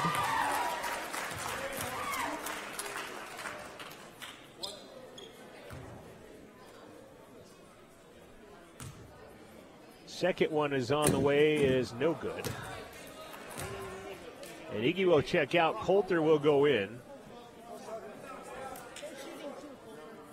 Shooting and 1. Wilson got the bucket to fall. And now he'll go to the line. Damian Wilson has 8. You know, Villanueva gave him some good minutes off the bench in that first half. And yeah, he did. A situation where he may be called on again. Blake Godwin will check into the ball game for Casper, and they'll get a sub for Wilson, who is at the line.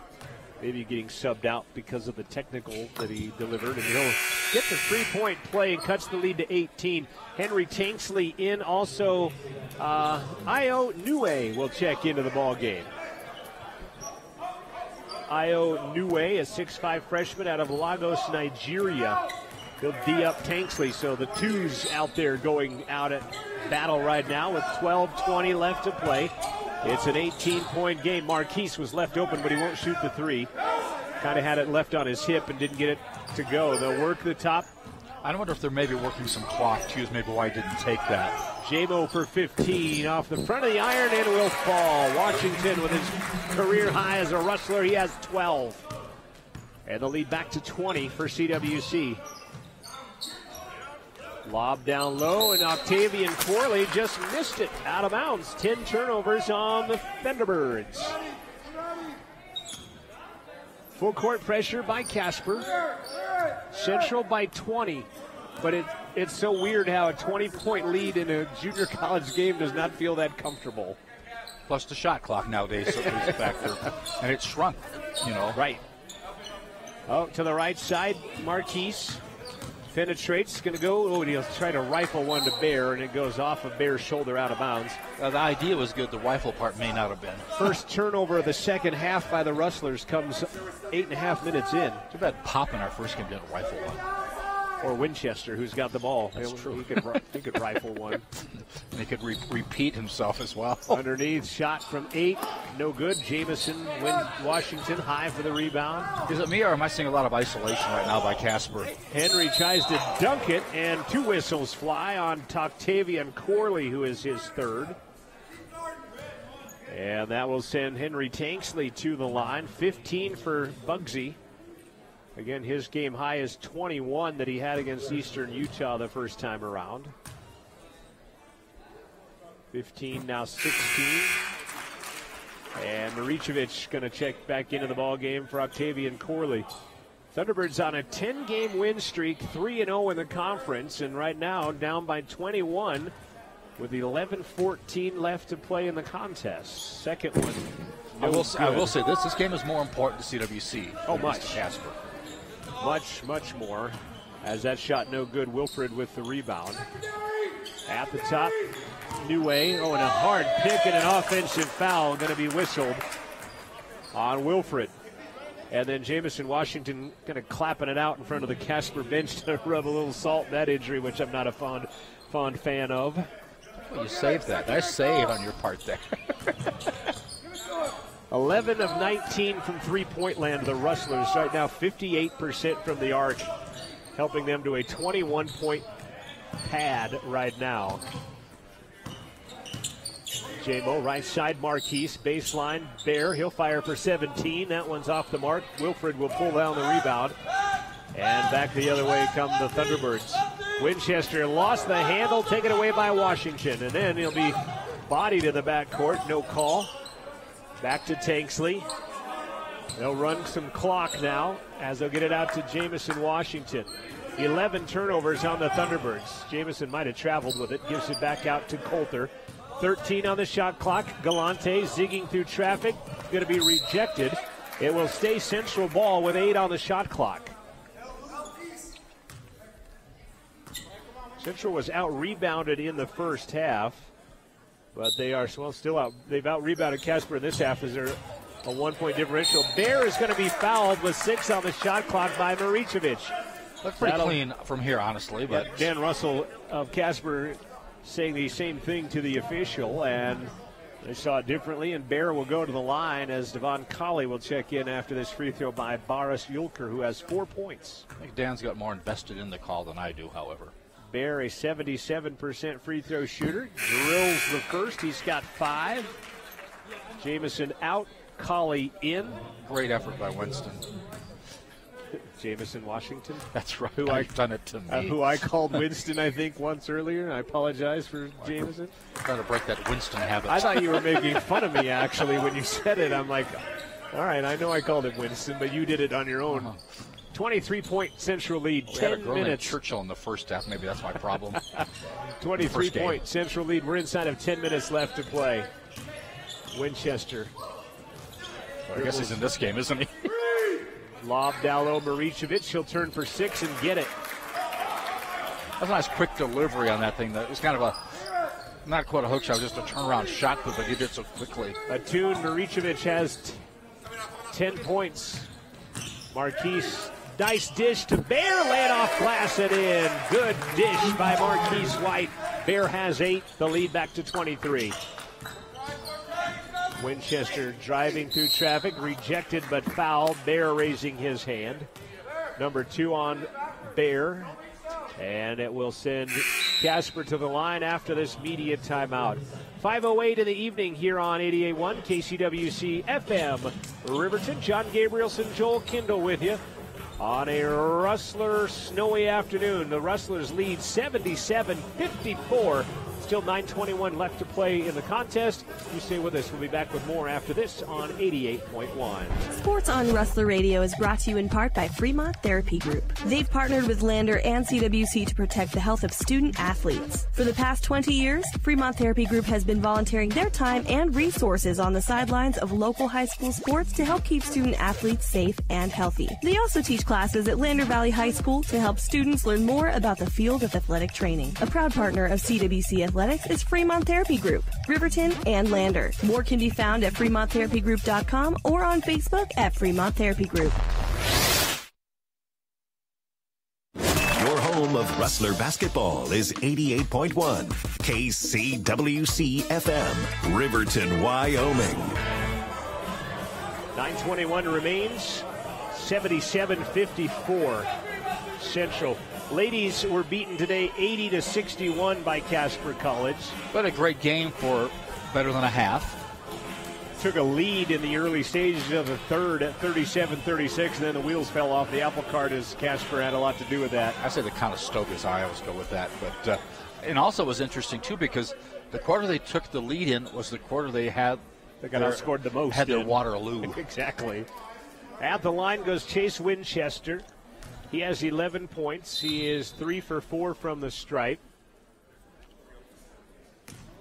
What was that about? Okay. Not a lane violation, but someone switching positions after they'd thrown the ball. First by Winchester is good. It's got 12. Winchester averages 13 out of DeSoto, Texas. The Eagles. Pointed out in the pregame. Second good, and well, that's a 19 seconds between timeouts. Be a bench warning on Coach Dan Russell. What was the warning for? It seemed like it was kind of passive. I don't know. Usually that's technicals I don't know. I don't know. Remember the guy that started yelling zone to his own team and got teed up for it here? Colter Galante classic is going to be called for the turnover as he dribbled it. They thought he said BS, but it was motion he was asking for. He said this gym was an S-hole, I think. Thanks, President Trump. Left side, rising is Wilfred, 15, no good. Well, they've gone cold, haven't they? The rebound. So let's just see how cold. Second half right now. 5 of 14, 36% shooting. The Thunderbirds. I would say frosty. A little snowy and cold outside. Marquise, nice float runner, right side, no good. And then touching the rim, they'll call that goaltending. And Marquise White has 12. Here comes Big John back into the game. Villanueva, good minutes in the first half with 4 points for his team. 79-56, 23-point Rustler lead, 8:40 left to play. Handing it off, Tordoff. They'll run the 3-man weave at the top. There's a travel call, not going to be a travel call. Wow. They'll call a foul instead on John Villanueva. If that was more than a Euro step, you might throw a couple of continents in on that one. And to the line will go Isaiah Banks. On the foul on Villanueva, his first. Banks 65% from the line, cannot get the first. By the way, did you see what the government shutdown? Air Force is canceling their games because of the government shutdown? Their basketball games? Yes. One thing that I noticed. Will they be made up or what? I'm curious how they're going to do that. Was they shut down the Panda Cam, which I'm wondering why we have a Panda Cam on government dollars anyway. But the pandas paid for it. Come on. The Panda Cam has been shut down with the government. It was a feature of a zoo. government shutdown. Marquise to Tanksley. Back to Marquise. Pump fakes the three. I think his bench wanted him to shoot the three. He doesn't, though. And then Maricevic is going to steal it out of his hands. Up ahead, and then losing it. And a block. Oh, man, underneath. that was... He was out of control. He lost the basketball. That was the Ramblin' Wreck from Georgia Tech going down there. And how do you get a charge if you're not controlling the basketball? Because that's what I was saying. Control. Tanksley gets his 4th personal foul. And to the line, no good by Banks. They've gone cold from the line as well, has Casper College, as they are 6 of 13 in the second half from the free throw line, 46%. And Banks goes back to the line after he missed a couple of minutes ago. He'll get that one, though. Cuts the lead to 22. Press being applied now by Casper College, trailing it by 22 with 8 minutes to go. CWC's done a nice job sawing off some time and maintaining that lead. 8 minutes left in a 22-point lead. Marquise White goes back up top. 3 on the way. Good by Bear. Largest lead of the basketball game now of 25 on the 12th three-pointer of the game by the Rustlers. If they are outscored by 3 points in each of the last minutes, they will still win by 1. We're going to call another block as Banks will go back to the line again. Marquise will pick up his 3rd. And that'll send Banks back to the stripe. Somebody in the crowd said that is a charge, and I would have to concur with, I'm guessing it's Logan, but perhaps not. Free throw is good by Banks.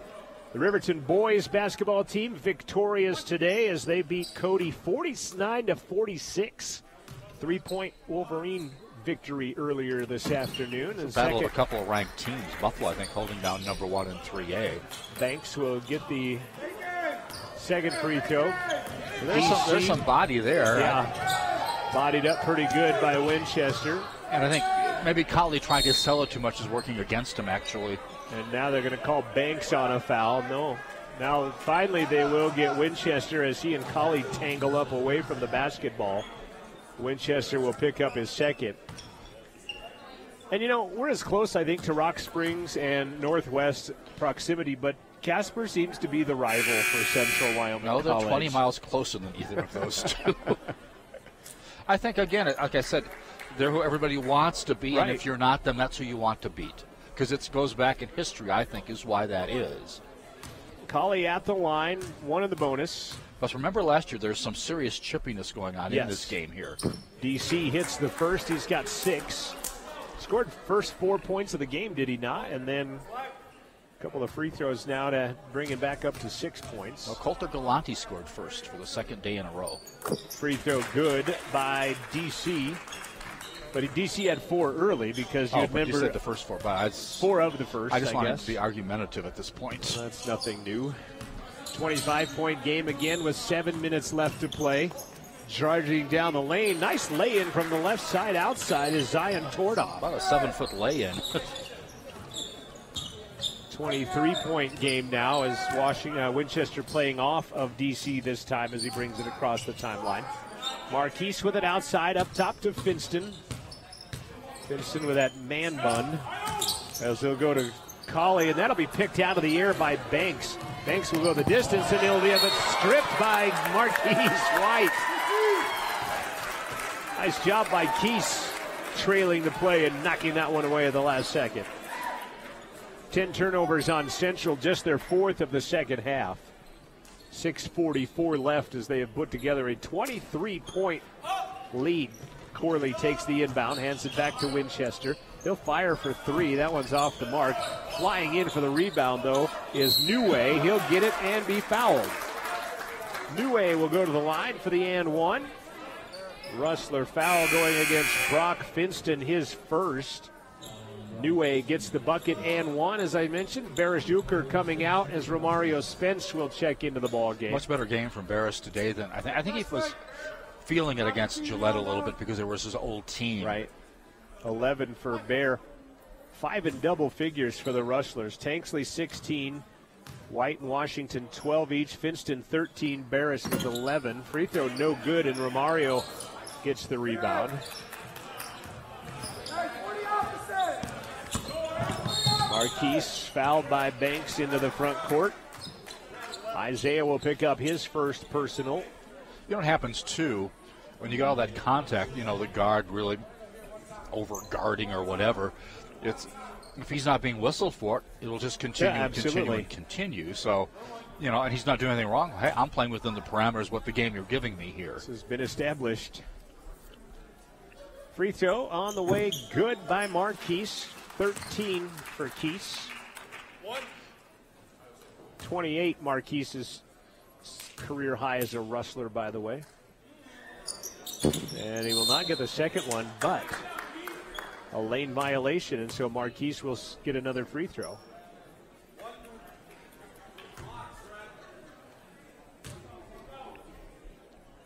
Second opportunity connected. 14 for Marquise, 23-point Rustler lead, 6:20 left to play in the contest. Almost stolen away by Marquise, but right back to Banks for 3, short front iron, and he'll get his own rebound. Guns it down underneath, nice dish and a bucket and one for Tordoff. Great pass by Banks.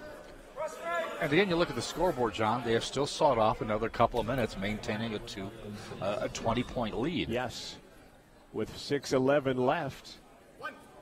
Tordoff has 12. If they lose this one, talk about an incredibly crappy bus ride home. Yeah. Because you've lost an egad. And he'll make that one. Will Tordoff for the three-point plays, tied with Winchester for game high honors at 13 apiece. Well, I guess team high honors at 13 apiece. Marquise guarded by Banks. Gets off of a pick. Steps back, hands it to Finston. Brock behind the back pass to Spence. Romario back to the basket, spins. He'll fire with an 8-footer. No good. Brock the tip in, though. Finston the rebound and the putback. Nice job by the Pine Island Minnesotan. Shot clock needed to be reset. It is. 22-point game. I want to suggest with Dak after the ball game that he has a superpower like invisibility, because he has a great way of just blocking me completely. Move our stuff up there. Thought about it. Oh, and then Banks just falls down. He loses it out of bounds. Checks the floor for some ice. Tinsel from the dancers at halftime. They swept that up. 12 turnovers on the Thunderbirds. 5.5 left to play. That's not really a high turnover number. No, it isn't. Especially, it isn't great, but still, you're down by 22. And you're that good of a team. Finston gets a pick from Villanueva. 15 points for Brock, by the way. Marquise for 3. That one's an air ball. And Tordoff will come away with a rebound off the floor. Driving, Winchester has that one smacked around. He's loose. It's tipped out of bounds by Finston. Brady Fullerton will check into the basketball game for the Rustlers. The Riverton product gets a yell from the hometown crowd. And we'll get a full media timeout. 4:59 left to play in regulation time. It is Central 88. It is the Thunderbirds of Casper 66. Stay with us. We'll be back to wrap things up from CWC after this quick timeout. You're listening to Rustler Basketball on 88.1. Did you just look down at your phone? You did it again, didn't you? You're flying down the road in a 3-ton hunk of steel, and a text takes your eyes off the road for an average of 5 seconds. At 55 miles per hour, that's long enough to travel the length of a football field and cause some serious damage. Turn it off. Trust me, whatever it is, you'll live. Learn more at stoptextsstopwrecks.org. Brought to you by the Ad Council and the National Highway Traffic Safety Administration. You're listening to Rustler Basketball on Rustler Media. Sights and sounds provided by Amanda Media, I did it again. Amanda did it on purpose last year, though, and it worked out pretty good. In volleyball. Amanda Nikoloff, the new media instructor. It was volleyball was last year. I see Bailey high atop and Bailey Thomas Ditt. My dad's calling. Needs a ride to Walgreens if somebody wants to go pick him up. Well, Smart send the 30-second clock operator. She's not really doing it here. Corley spins, no good. Fullerton will come away with a rebound. The stat sheet immediately. It's making an impact. Brady with it. Waiting. Interesting. He beat his guy. He was waiting for his guy to catch up to him. Out to DC, to Finston now. Villanueva comes to the top to set a pick for Brock. Well, Villanueva cut nicely, too. Back door to nobody in particular, and that'll be the 11th turnover of the ball game.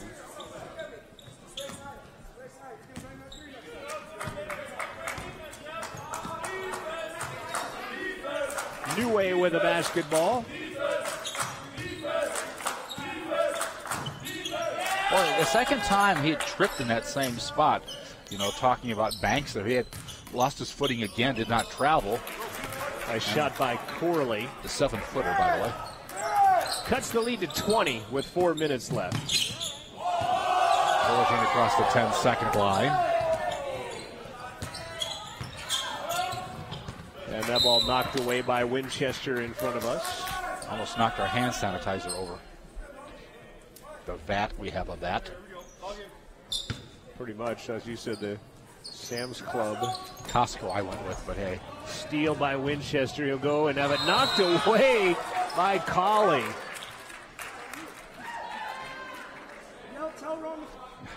Winchester kind of doing his best Kevin Hart expression to explain, you know, what had happened there. And he's still doing it, actually. Inbound, Tordoff. And a reach foul going to be called on Devon Colley.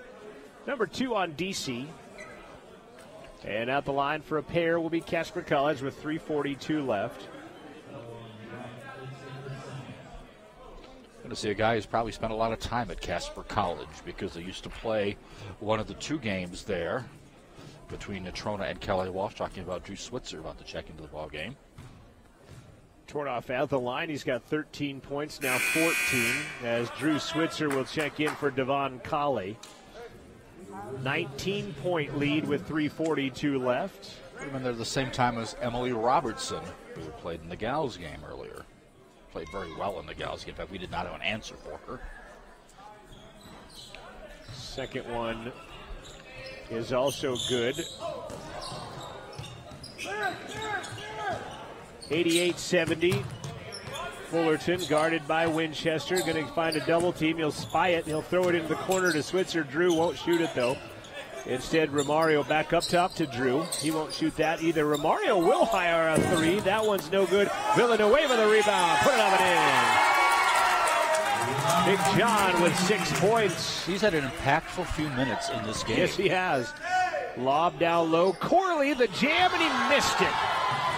And the crowd is loving that a little bit. It should have been a 7-foot-oneer, I guess. I don't think height was the problem there, as Brady almost lost it, gathers it back in, dishes to Switzer. Romario going to try another 3. That one's no good. And Banks the rebound. Gunning it up at Corley. He'll lay it off glass and in.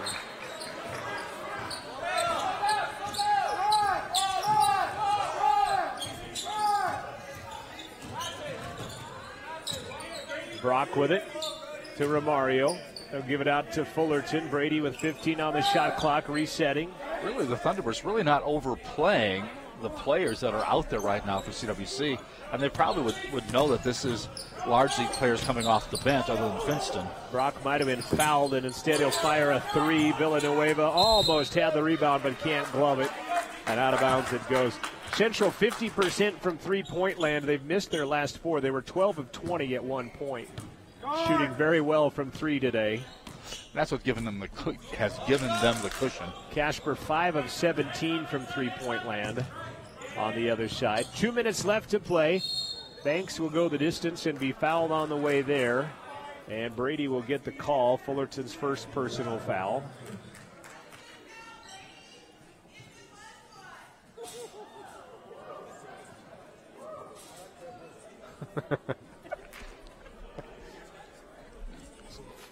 Spitfire coming from one of our Booster Club members from the stands. With 2:02 left, free throw good by Isaiah Banks. He's got 9. Do I have to stab you with an EpiPen or anything? It's a good thing I didn't try that in the first game. No kidding. Second one by Banks is good. 16-point game now. Brady takes the inbound. Going to bring it across the timeline. Gets caught in a trap, hands it to Finston. Brock down low to Villanueva. Outside to Switzer for 3. Brings his bench up. Can't get it to go. Villanueva, though, another offensive rebound for the Rustlers. And they'll reset. Coach Nelson says spread it out. Let's take a little more time off the clock. You get like a 45-second possession this way. 1:40 left.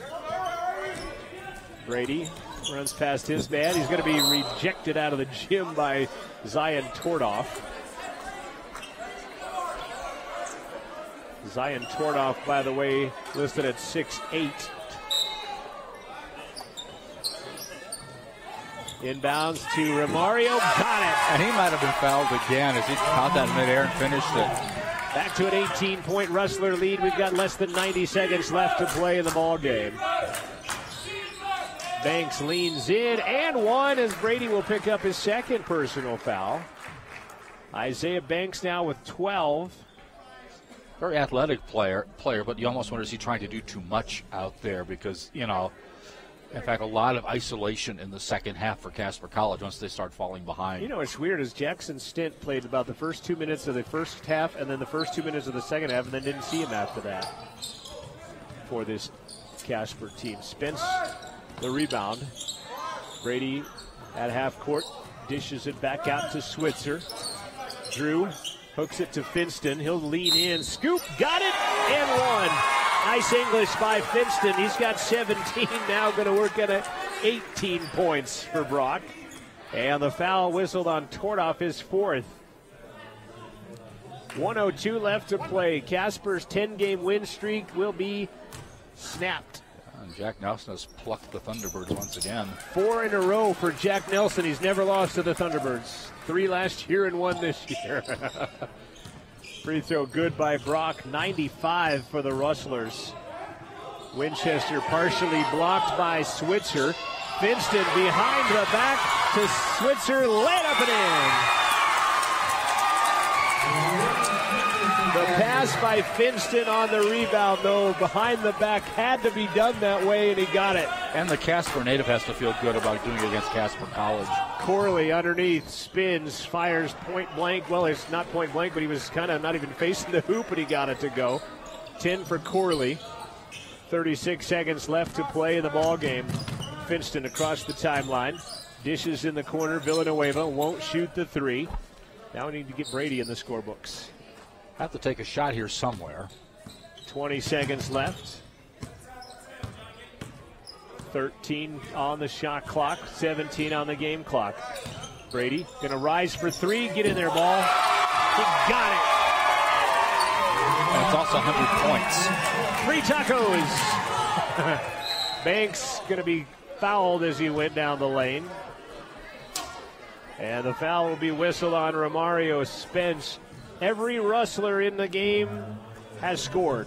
And you know what? This style, I will say, of Casper College fits CWC much better than the Gillette style. Teams that have very similar records, but that Gillette style just does not Banks vote as well. Free throw, no good. I thought you were done, sorry. I was catching my breath. You were done, you just had the last couple of words to say, right?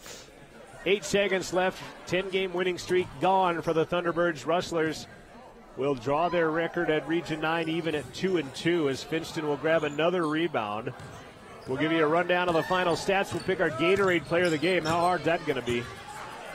As we'll do that here in a moment as Casper has come to Riverton and we're pummeled by the Rustlers today. 100-78.